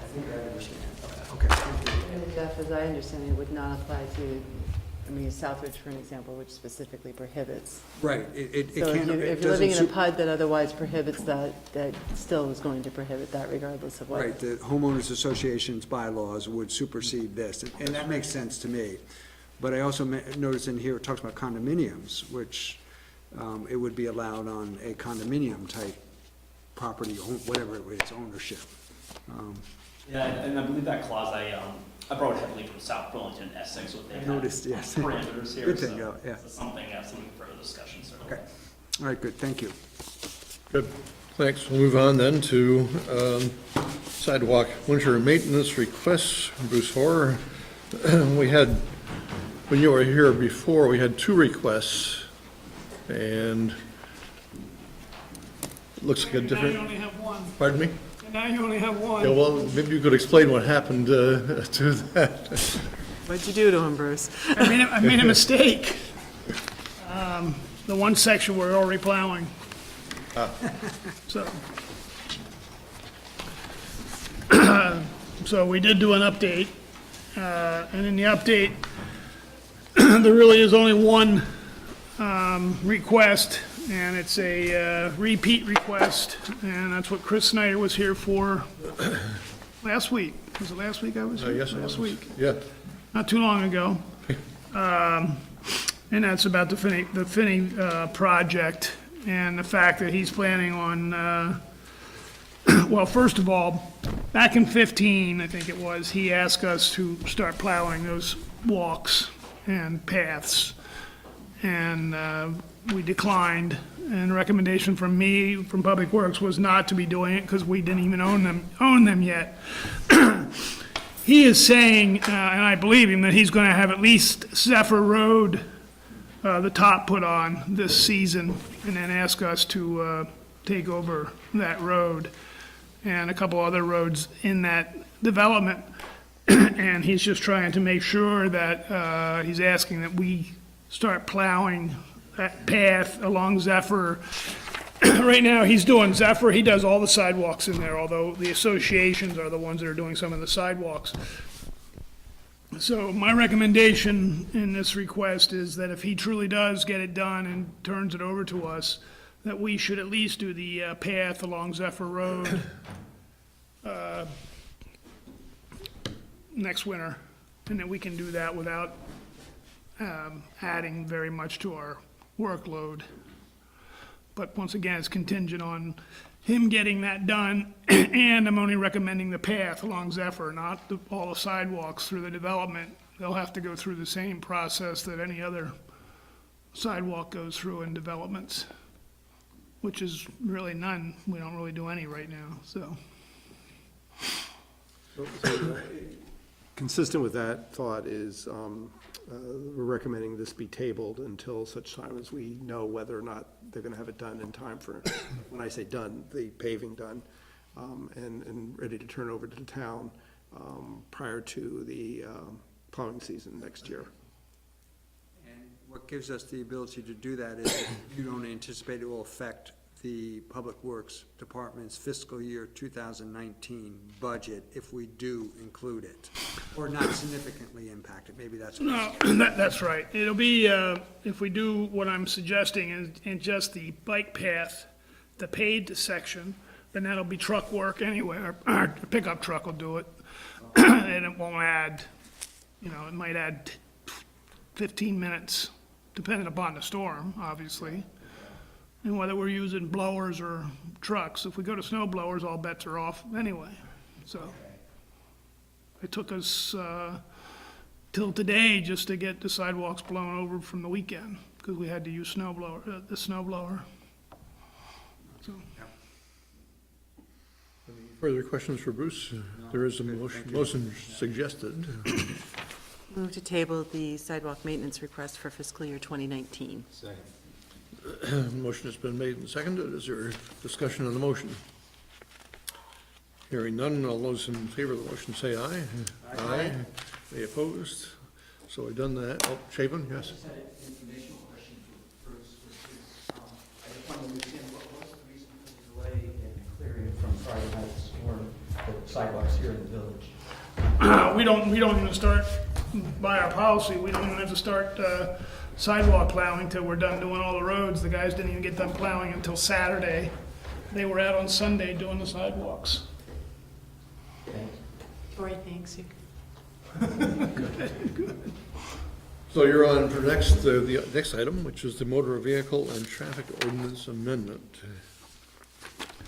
Yes, this is a request from residents that live on what I call Upper Old Stage Road, the northern section, north of Mountain View to the dead end. The speed limit up there right now is 35 miles an hour, and there was a request from some of the residents to see about reducing it to 25 miles per hour. So I had requested the Regional Planning Commission to take a look at that, and they came back with a recommendation that it meets the criteria to lower that speed limit from 35 to 25 based on the 85th percentile speed. In other words, people aren't driving 35 miles an hour up there anyway. So we can lower it to 25 without being detrimental to anything. And the data supports it. So that's our recommendation. So if we'd like to do something like this, we need to schedule a public hearing on this subject. So that would be the appropriate motion tonight if we're considering it. So this is the Old Stage Road? Yes. Christmas Tree Farms? That's correct. The Adams Apple Orchard, just the section north of Mountain View Road. I move to schedule a public hearing to receive comment on a proposed amendment to the town's traffic ordinance that would lower the speed limit on Old Stage Road, northern section, to 25 miles per hour. Second. Motion has been made and seconded. Is there discussion on the motion? The study was pretty conclusive that that's Yeah. what they're driving. Pretty nice, actually, to see that it works out to what Little unique, people would I like mean- to see, yeah. The fact that it's I a was rel- surprised, but it was good. It was a nice surprise. I mean, the fact that it's a relatively short, dead-end road, I assume helps. I was kind of surprised. I mean, I don't know why it was ever put at 35 miles, just because of the rest of Old Stage Road, I'm assuming, when it was posted, so. If there's no other discussion, all those in favor of the motion say aye. Aye. Aye. Any opposed? All right, we've taken care of that. We're on to the budget review, and so we have a number of questions to resolve tonight, hopefully. And Jeff has put out a proposal by email earlier that I think probably everybody saw, that maybe you'd like to explain your rationale, and we can go on to other things as well. Well, this, I guess in a sense, comes up every year. You know, what metrics or parameter do you use when you're trying to figure out if you think the budget or the impact of the budget, and the impact of the budget, the one that I primarily would measure it is, you know, the impact on the tax rate. What parameter metrics do you use? And I think one of the easiest in terms is it's easiest to make the connection to me is it consistent with how much more money people are making might be a, you know, simple way to do it. How much are their salaries going up? There's no answer to that question of how much are their salaries going up. We don't know that for Williston. But my sense is, you know, with things like, you know, how much of a raise do, you know, town employees get? I know what, you know, the state entity I work for, you know, what our annual salary increases are. It's built into, you know, our negotiated agreement with the state. You know, and it's more than likely, at least until somebody tells me I'm wrong, in the 1% to 2% range. So that's a key parameter for me. If in terms of what is it somebody can afford. So it's, I don't know what else to add to it other than, you know, when we go above that, I feel like I really have to have a strong reason to do that. And so my goal is that the impact on the tax rate is no more than, you know, 1% to 2%, and you know, which you can read, you know, if it goes above 2% or around 2%, that's when I'm going to start saying, you know, wait a second, this just doesn't feel right. I need to feel more comfortable with why it's above 2%. It needs to be above 2%. That's the best way I can explain it. So the budget that was presented to us was a little bit more than 2%. It's about 3.4%. So we would need to know how much we would need to cut the budget in order to do what you're suggesting. My calculation is around $200,000. I mean, maybe I'm wrong. One penny. 1 penny Is okay. Close to $200,000. Right, but, okay, so I don't think you're talking about cutting a whole penny. No, I'm not. Right now, I didn't do the math in terms of what is 2% added on to the current tax I think rate. Jennifer knows. Jennifer has, thank you. So I looked at your suggestion, and you'd be asking the board to cut $80,000 from the Okay, good. manager's I'm budget. glad I miscalculated that. And I would suggest if we're gonna go this route, that we look at the fact that last year, cost of living for employees went up 1%, and the tax rate stayed flat. So if we're gonna look at that, then I think we should be going closer to 3% to catch up from last year of not doing a 1% increase. And there's another thing too. I mean, whatever the board, whatever target the board wants is fine. And we'll work with whatever direction the board gives us.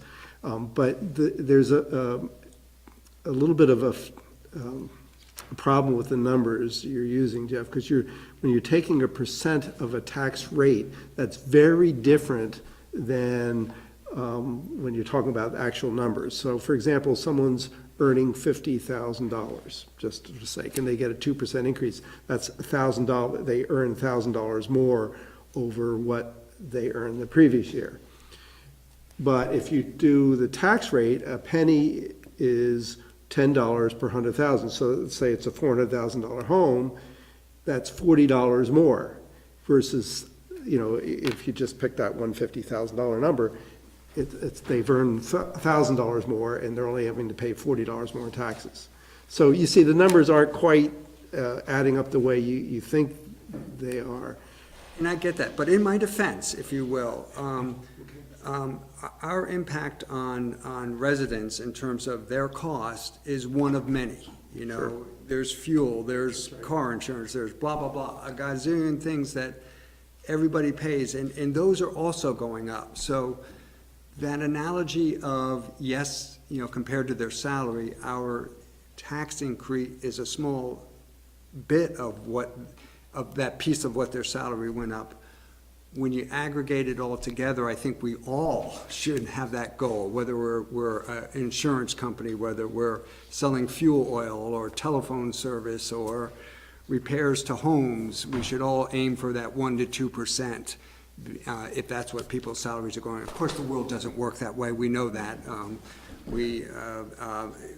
For whatever reasons, and I mean, I don't mean to pick on Champlain Water District, but they were recently in telling us they're going up, what was it, some 3.5%. There's probably a very solid reason why they have to do that. And there's some people on fixed income that may not get any Increase at all, yeah, so, to me, that's the parameter I use, as good or not as it is. So you picked 2%? 2%, yeah. What, I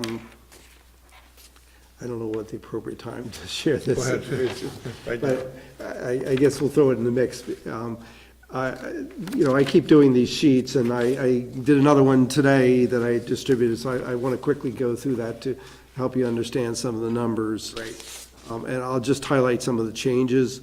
Item number 4 is new. It's, we looked at our money that we have in our large highway truck rotational fund, and we've actually been earning, at least this year anyway, more money in this old trucks we sell than what we had budgeted for. So we feel comfortable that we can reduce that amount, at least for next fiscal year, by $25,000. Unfortunately, that doesn't affect the tax rate, because the money that we're going to pay for that was being paid for out of the fund balance. So on the revenue side, you'll find under line item, let's see, where is it here? Number 4, I've reduced the amount we're going to take out of fund balance by $25,000. So it's a net wash as far as the tax rate goes, but it is an important piece because it's a little bit less that we'd be applying to fund balance, because I know some board members are a little concerned about overusing that, which is a good, I mean, it's a legitimate concern. So that's number 1. Number 2, I did put under the recommended column for staff the positions that were requested by the chief, and I took out from our staff recommendation the custodian, the full-time custodian. We've been getting by with part-time custodian for a number of years. It is a harder position; those are harder positions to fill. We just did fill that open part-time position we had. We're hoping that person will last. Our record isn't good, but we can continue to limp by, and so that's why I deducted that, or at least recommended deduction.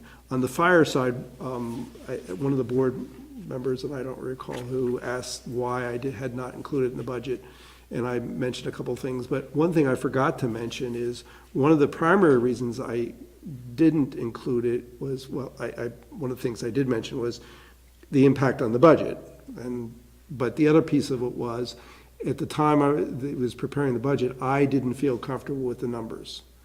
And so since between then, when we're talking about the end of November, early December, and now Jennifer spent a fair amount of time, hours probably, going through the budget and all the numbers with the fire chief, and we feel comfortable now with these numbers. So that was kind of a major factor in my decision-making when I presented the budget. Outside services, we're recommending $5,000. That's because I think we budgeted $25,000, and Lake Iroquois is asking for, the association is asking for $20,000. So that was an easy one. And let's see, I guess those are one other important change on the revenue picture. If you look under the tax calculation block, the grand list number, the number we had been using was, I think, 190,000? 194. 194. that did not include any increase at all in the grand list. And of course, we do know that the grand list is increasing. So we have taken a conservative number and added, as far as a potential increase, and added that to the grand list. So that is a higher grand list value, and therefore the tax impact will be slightly less than what I originally showed. And if you look at one of the earliest sheets, you can see, I think it was, the budget was around 27.5 cents, and now it's 27.3. Which is closer to 3%. That's a 3% increase from our current tax rate. Can we talk a little, talk a little bit, not a little bit. Can we talk about the Environmental Reserve Fund? Yes. And does that fall under the same category as the highway truck rotational? Because it was proposed to be funded through the fund balance. You're talking about the 200,000? Yes. Yeah, if you take that out, then there's no, it doesn't affect the tax rate. I mean, eventually it does, but, for next fiscal year, it would not. I would say that and Jennifer can correct me, we have 20,000 in there that is in addition to what we authorize for the current year, which is 40,000. And so the proposal is up at the 60,000. So if you take that 20,000 out, that is a tax impact item. Okay. But of course, the reason we did that is that we're going to be short in in fact, we're going to zero out the Environmental Reserve Fund as it stands now. Without that, even with the adding that 20,000 in there. The point I would make about that, and first of all, don't read this as I take this lightly, zeroing out the Environmental Reserve Fund.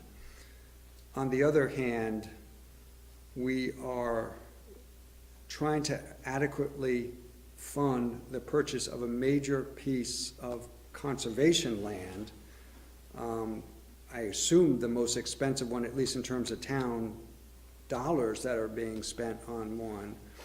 So the concept that we are zeroing it out and we'll have, years, we have the future to build it back up, whatever you want to define the future in a couple of years or maybe many years.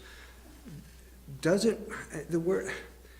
get the concern, but it doesn't worry me because we're making such an investment in this one piece of land that, from what I can tell, it doesn't have universal or complete support, but I would say it has widespread community support. Maybe I wasn't clear. Without adding the 20,000, we won't have enough money even to buy this land. We'll be short 20,000.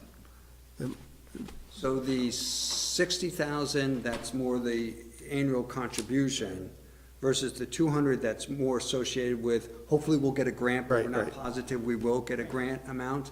We need that $60,000 to make up the $400,000 that the town has already committed? Yes. Okay, I guess I misunderstood where we were in the, okay. Let's talk about the $200,000 and the risk of not fully funding that. On the other hand, in a sense, it's the wash because it's coming out of the fund balance. I personally, it seems like an easy decision because it doesn't have immediate impact on the tax rate. It's an insurance policy that if we don't get the grant, we have it. And, what would happen if we don't get the grant?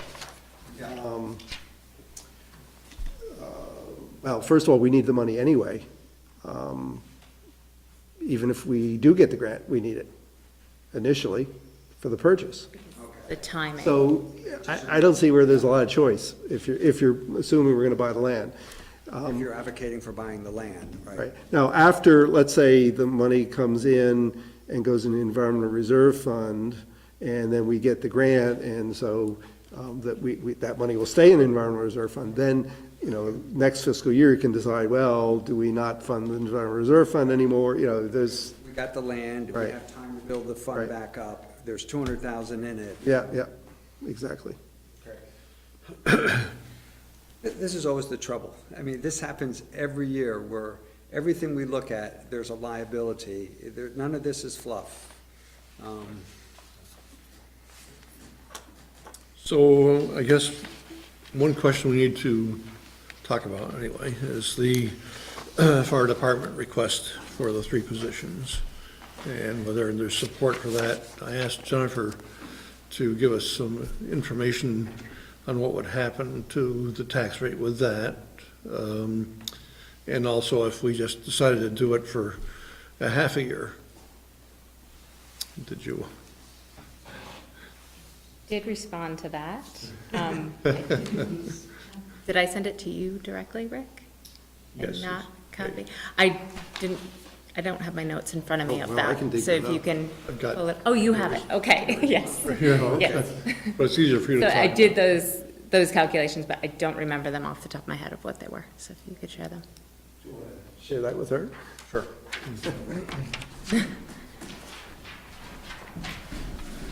Jennifer, this is great for me. You're making me feel like, how many times somebody says, well, I sent you that email, and I'm like, yeah, but what did you say in it? It's like, you know, There's been a lot of numbers flying around the past few days, coming up with creative ways.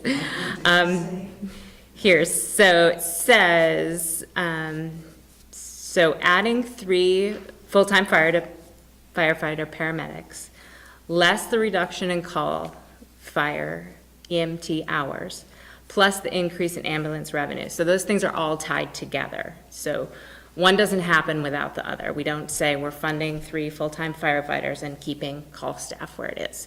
All of these are together. So that is approximately $40,000. So the estimated tax rate would be 0.2767. I don't even know how to say that. Or $2 a year for each 100,000 of assessed value. So doing this for half a year, I made some assumptions in there of that because we'd be doing it for half a year, there'd be some lag time in that. So we wouldn't, you can't just take that 40,000 and cut it in half. It's gonna be more like a $30,000 impact if we do it for half a year. Because it's gonna take a while for that revenue to catch up and just be fully staffed and that sort of thing. So doing that would be an estimated tax rate of 0.2762 or $1.50 a year per $100,000 home. And then the last one on here was just the part-time custodian. Changing a part-time custodian to a full-time custodian for half a year instead of the full year. That one is an easy one where we can just cut that in half. So instead of the 27,000, it'd be 13,500. And so that is 70 cents a year less. Or, yes. So, or a tax rate of 0.2740 or 70 cents per $100,000 of assessed value. For those are just some different suggestions that Terry said of like what would be the tax impact of doing all this. Of course, all these numbers have changed since our new estimated grand list value that we just got this afternoon. But similarly.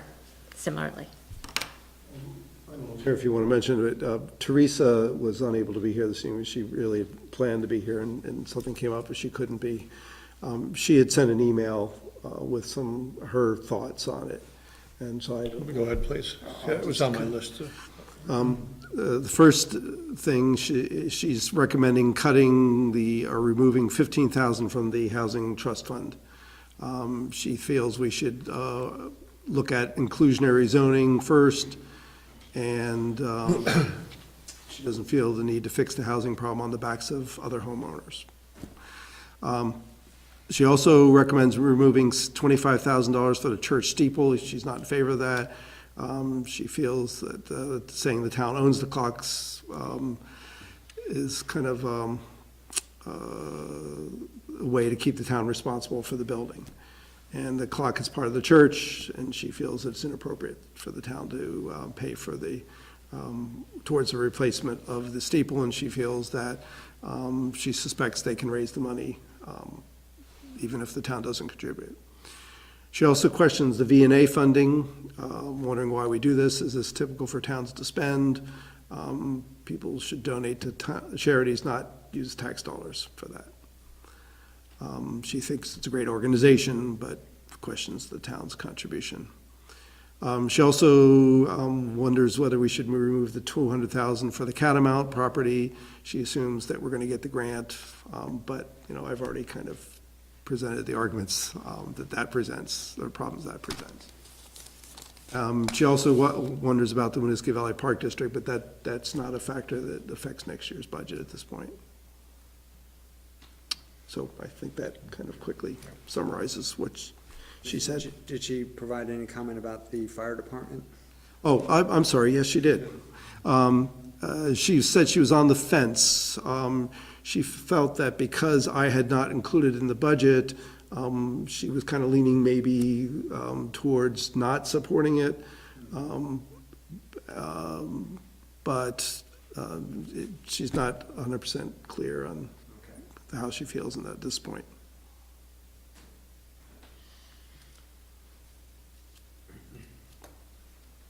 Okay. Rick, can I ask one question?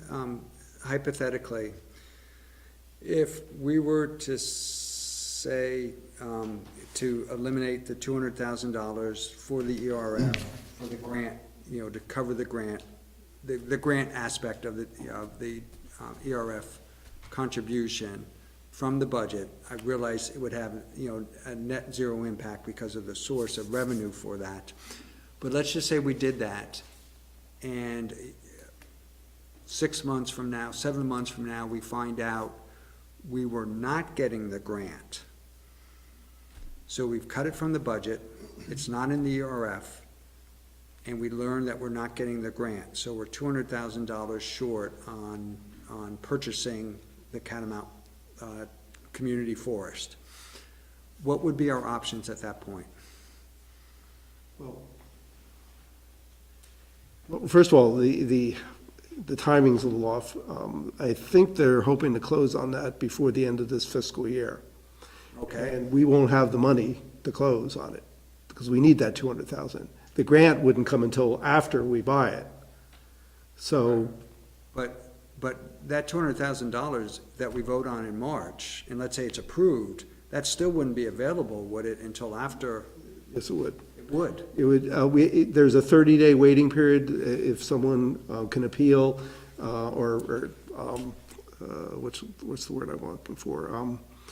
You can, once the budget's approved, people have 30 days to file reconsideration or whatever it is. But if it And once that survives- passes, then that money is available for our use.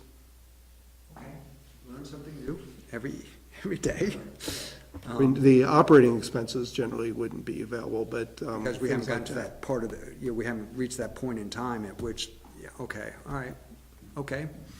So the problem is, even if we get the grant, we still need approval for the money, because we don't have enough cash. Okay. So we would be in a real bind, is the answer. Well, the bind is, we wouldn't be able to buy the land. Okay. Okay. Good, thank you for the forthright, bleak, blunt answer. Actually, those are usually better. The church steeple, I'll just add a comment about that, is I've given some thought. I asked the question about the separation of church and state. My feeling is how long has that clock been in there for? 113 years. If we were not to, you know, so the structure that holds our clock, I feel we have some responsibility to help maintain, we the town. If we were not to provide money, I'm being a little bit facetious, but they probably have a right to package that clock up, put it in a box, including that box of stones, and bring it here to us and say, here's your clock. I'm being facetious, I hope everybody realizes this, but you know, I'm of the opinion that it is an asset to the town, it is worth protecting, and $25,000 is, anticipating it's gonna be there for another 113 years is a worthwhile investment. What else did Terry, the fire department, I'm in favor of it. Chief Morton made he convinced me that we are not adequately using the equipment that the town has supported, the ambulance equipment and the fire department equipment, by not having sufficient sufficient staff on duty to utilize that equipment. His example of 2 people are driving somebody to the hospital, we may not be able to respond to another ambulance or fire call. And that's an issue, that's a problem. And I think, I trust your analysis, the impact. Oh, the other piece we need to add in is the unfortunate, I'm going to use the word demise, maybe that's not the best word, I apologize if it isn't, but demise or decrease in the on-call staff. But that, from all indications, that's the reality of our fire ambulance, people's ability to serve, and which just puts more emphasis on why the full-time staff needs to be added, and now is the right time to do that. And the cost, the $63,000, again, seems like a worthwhile investment to me. So I guess I I'll don't ask, mean to dominate the conversation, please. Oh, no, I completely agree with you on that one, having done first responder work, and also, I mean, it's tough. I had to leave because there's no way to be at a closing table and go, I gotta run, when you get toned out, so. Okay. so I guess we need a straw vote tonight as to whether we want to ask the town manager to include that in the proposal that he'll come back with next week. Include, The fire department, 3 positions. okay. I'm in favor of it. Yes. I think we have unanimous agreement on that. Unanimous of those here. Well, even if Teresa said no, you've got Right. 4 people that are Yeah. carrying it. Right. So, Rick will come back with a proposal to us next week with the proposed tax rate, but What target? what is the target is right. That's the kind of thing, because, Yeah, I mean, really, you've done a remarkable job. I appreciate you guys being willing to give up your full-time custodian and limp along in terms of trying to keep the taxpayers going. If there is any other possible savings anywhere, and I know that everybody has worked brutally hard to get it to where it is. The only comment I would make was that while I so appreciate what we did last year, and especially what you folks did with keeping it pretty much level, I don't like the comment of we should be able to raise it by that percentage up this year, if that makes sense. That's not an attack, it's just we were able to save it last year. I don't think that means that we get to add that to what we're adding to this year. Did that come out right?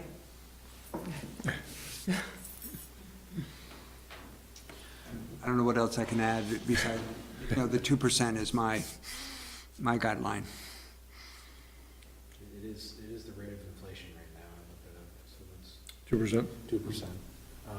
I would say, let's try that as a target.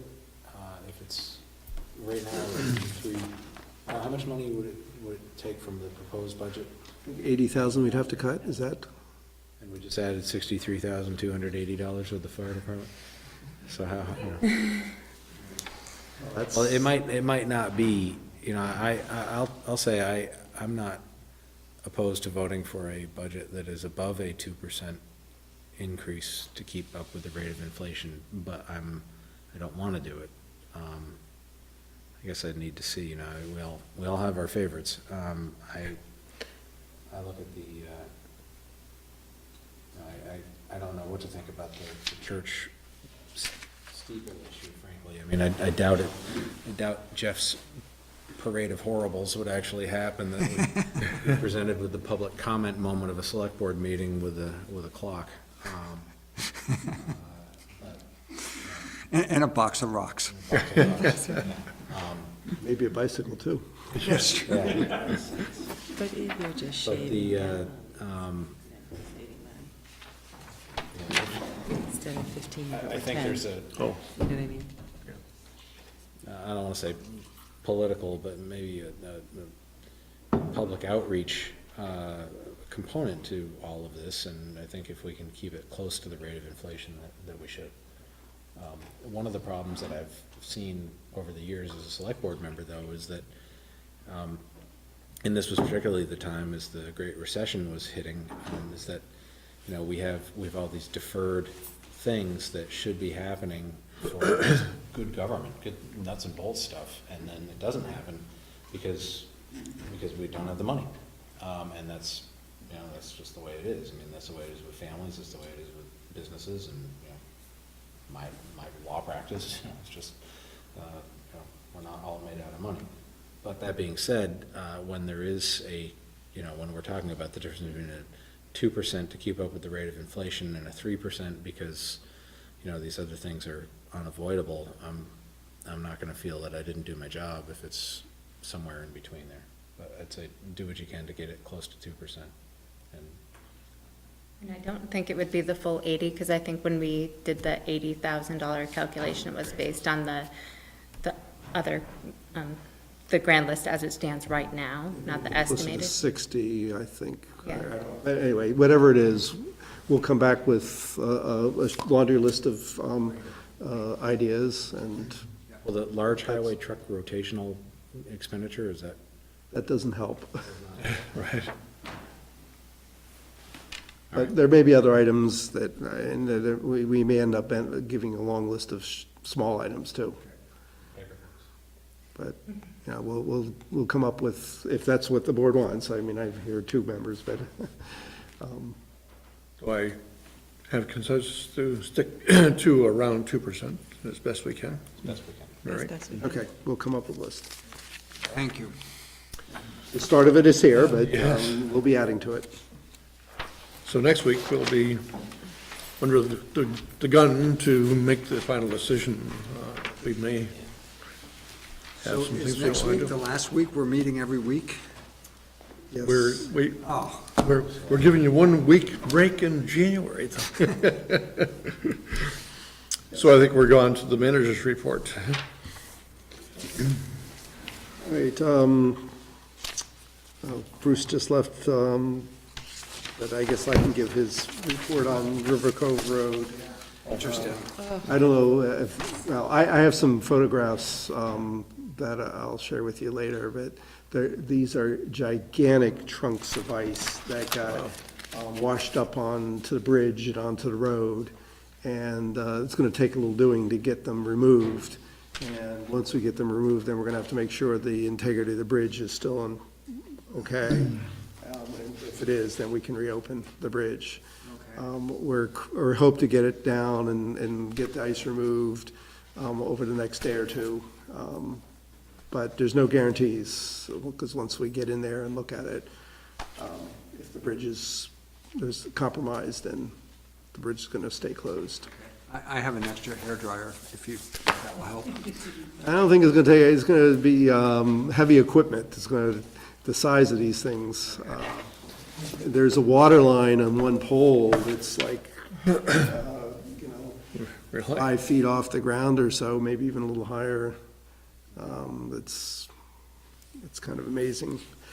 North Williston Road Bridge was also closed for a short time, but that's fairly normal, and I don't know of any, it reopened pretty quickly, so. The other little problem, of course, was with the library, and the good news is, we're gonna be reopening it tomorrow morning at 10 a.m. Wow. The new carpeting is in, and the damage was, the carpeting, but of course, we were replacing that anyway. If the carpeting, the reason the carpeting had to be replaced originally was because the glue was failing. And of course, when you add water to it, it made it even worse. But if the glue had been fine, you might have been able to salvage the carpeting, but in this case, it didn't matter. There was a little bit of damage to some drywall, but it was pretty minor. The biggest cost is the expense of dewatering the building. That was about $20,000. There's some damage to the phone system. That's, I don't know, we don't know the full extent. We know at the very least we have to replace some of the phones. Some of the wiring was, well, the conduit where all the wires run through, well, it was a conduit for water, in addition to the wires. But as it dries out, some of the stuff is coming back. We had problems with the fire alarm system, but I think they'll be able to work through that. Some of the wiring that goes underneath the slab into certain little conduit boxes, we may have problems with that too, but we'll work through those issues. But the good news is it's going to be open tomorrow, and the Marty Fisk, her staff, and a host of volunteers deserve a lot of credit for all their hard work. And the Historical Society played a role too. They had to move a bunch of stuff around in their room. It wasn't affected at all by the flooding, but as part of the putting in new rugs, they had to do a lot of work, and they had a good crew there from what I understand. That was one of them. That's what I figured. So let's see, other items. Finance report, I'll let Jennifer do that in a minute. The quarterly report I do not have for this evening. I will have for your meeting next week. Stormwater maintenance, I just wanted to highlight this point. You may recall back in July, we had a big discussion with the school about who's going to maintain the stormwater system. They had agreed they were going to fix it, but then they wanted to turn it over to the town. And we said, well, not so fast. And anyway, we shared with them information that we had about how much we pay to the school each year for the use of their buildings, license agreements, and it's hundreds of thousands of dollars. And we, of course, asked the question, well, what are other towns paying? And so, in any case, they decided that they would drop this issue. And so, because we had talked about forming a committee and all that, and in conversations with Gene Jensen, I questioned the value of creating a broad-based committee. I thought, well, at least we can work on it at the staff level, but she was able to work it through the numbers herself and decided that it was fair for them to keep maintaining that system. So that's a non-issue at this point. And on the select board meeting on December 19th, there were some questions about the North Williston Road study. I believe you have an excerpt of that study. I think there's also, I made available a link online to the full study, and there's a memo from Eric Wells in your packet as well. At this point, staff is recommending we wait for the other study to be completed and then see if there's any work that needs to be done on North Williston Road that the board wants to pursue. We do have money in the budget already to do some of the design work on that, so there's no decision the board would have to make now. When I say in the budget, I mean that have been previously approved for the capital project. It's not something that's part of the operating budget for next fiscal year. So that is is there any, on that particular issue, are there any questions? Okay. And I guess that's it. So finance report. Just a couple items to highlight here. Expenditures are trending as they should for this time of year. We haven't had any significant unbudgeted expenses. Water and sewer, the water line break on Route 2A that we thought could possibly be covered under insurance we're not able to cover it under their insurance due to the status of the pipe at the time when they took it out. The damage wasn't necessarily caused by the construction. And then, It was the condition of the pipe that, Pipe was deteriorated. yes, So there's a question about how much, did the construction work really impacted because it was deteriorated so much, it would have failed anyway? I mean, you can argue that both ways, but. okay. and also part of our agreement of doing the project is we had to sign off that we wouldn't file claims against anything that happened. Oh, okay. Oh, interesting. Yes, and then each quarter I do report on the special revenue investment and capital funds. The one fund that's changed quite a bit this quarter is the Stormwater Loan and Grant Fund. So we have received the 2 grants from the state for both Southridge neighborhood and Brennan Woods neighborhood. Right now, we hold those funds in that account, waiting for the projects to be completed. As those projects are completed, then those funds will go back out to the neighborhoods. So they're sitting in there now. And then we are getting some great interest rates. Deb is moving money around as she can for better interest rates. So a question on the, Sure. the carpet replacement in the library. Are we gonna get any money back for Yes. the damage there? So we will pay our deductible, which is $1,000, and then the other expenses for this will be covered under our insurance. The piece I don't know is if it'll change the capital dollars that we are paying for our current carpet project, because they did remove some of the carpet for us, so I think Marty was getting a new quote from, I believe it's Lacey's Carpet that was doing that work. So that may actually go down the capital costs. Probably it'll go down at least to cover our deductible. Right. Yes. So the Historical Society has put aside monies to pay for some of the carpet, so it would be nice if we got a break on that as well, but Okay. if possible, then just let me know so we can write a check for the proper amount when it comes time to do that. That carpeting wasn't affected by the. It was not at all. I just wondered, totally, well, yeah, we might not. That's true, it wasn't. Okay. Great. Any other questions? Just one quick one, so Sure. I'll try to be brief. Under the special revenue investments and capital funds, I understand the concept of we've gotten these grants. Yep. What is it, the Clean Water Initiative grants. Yes. The grants go into the special fund. Yep. And it reads the funds are payable to neighborhoods. And my question is that all the 17 neighborhoods that have expired permits, or is it just to the ones for which the grants were received? It's done based on the grant allocation policy. That's in- So okay. it's all of those neighborhoods. And so right now I have as each one of those grants come in, we allocate it out to the different neighborhoods. Okay. And as, like, say Brennan Woods finishes their project, they will get any grant funds that are allocated According to out. the percentages Yeah. that are in the policy.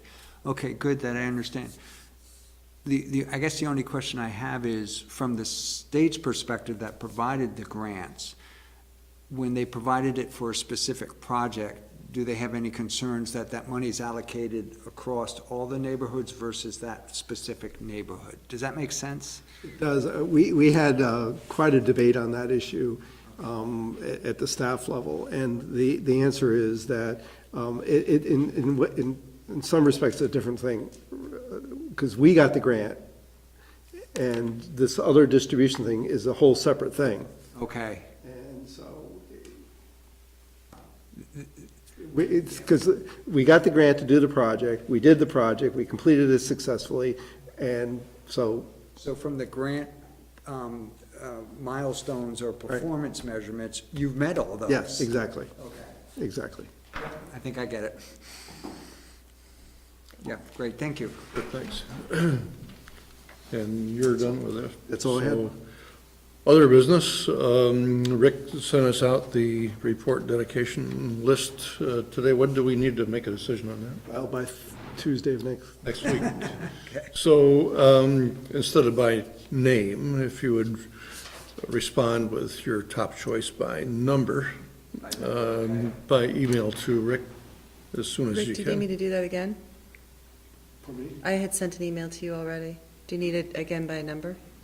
Oh, no, I know that you're one. The only, I don't know if other board members, well, anyway. Yeah, you'll find out, yeah. Yeah. There was the one person I added, Yes.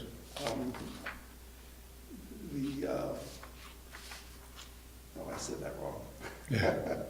It's not easy talking about these Yeah. Yeah, right. without revealing, and I was just about to reveal more than I needed to, or I wanted to.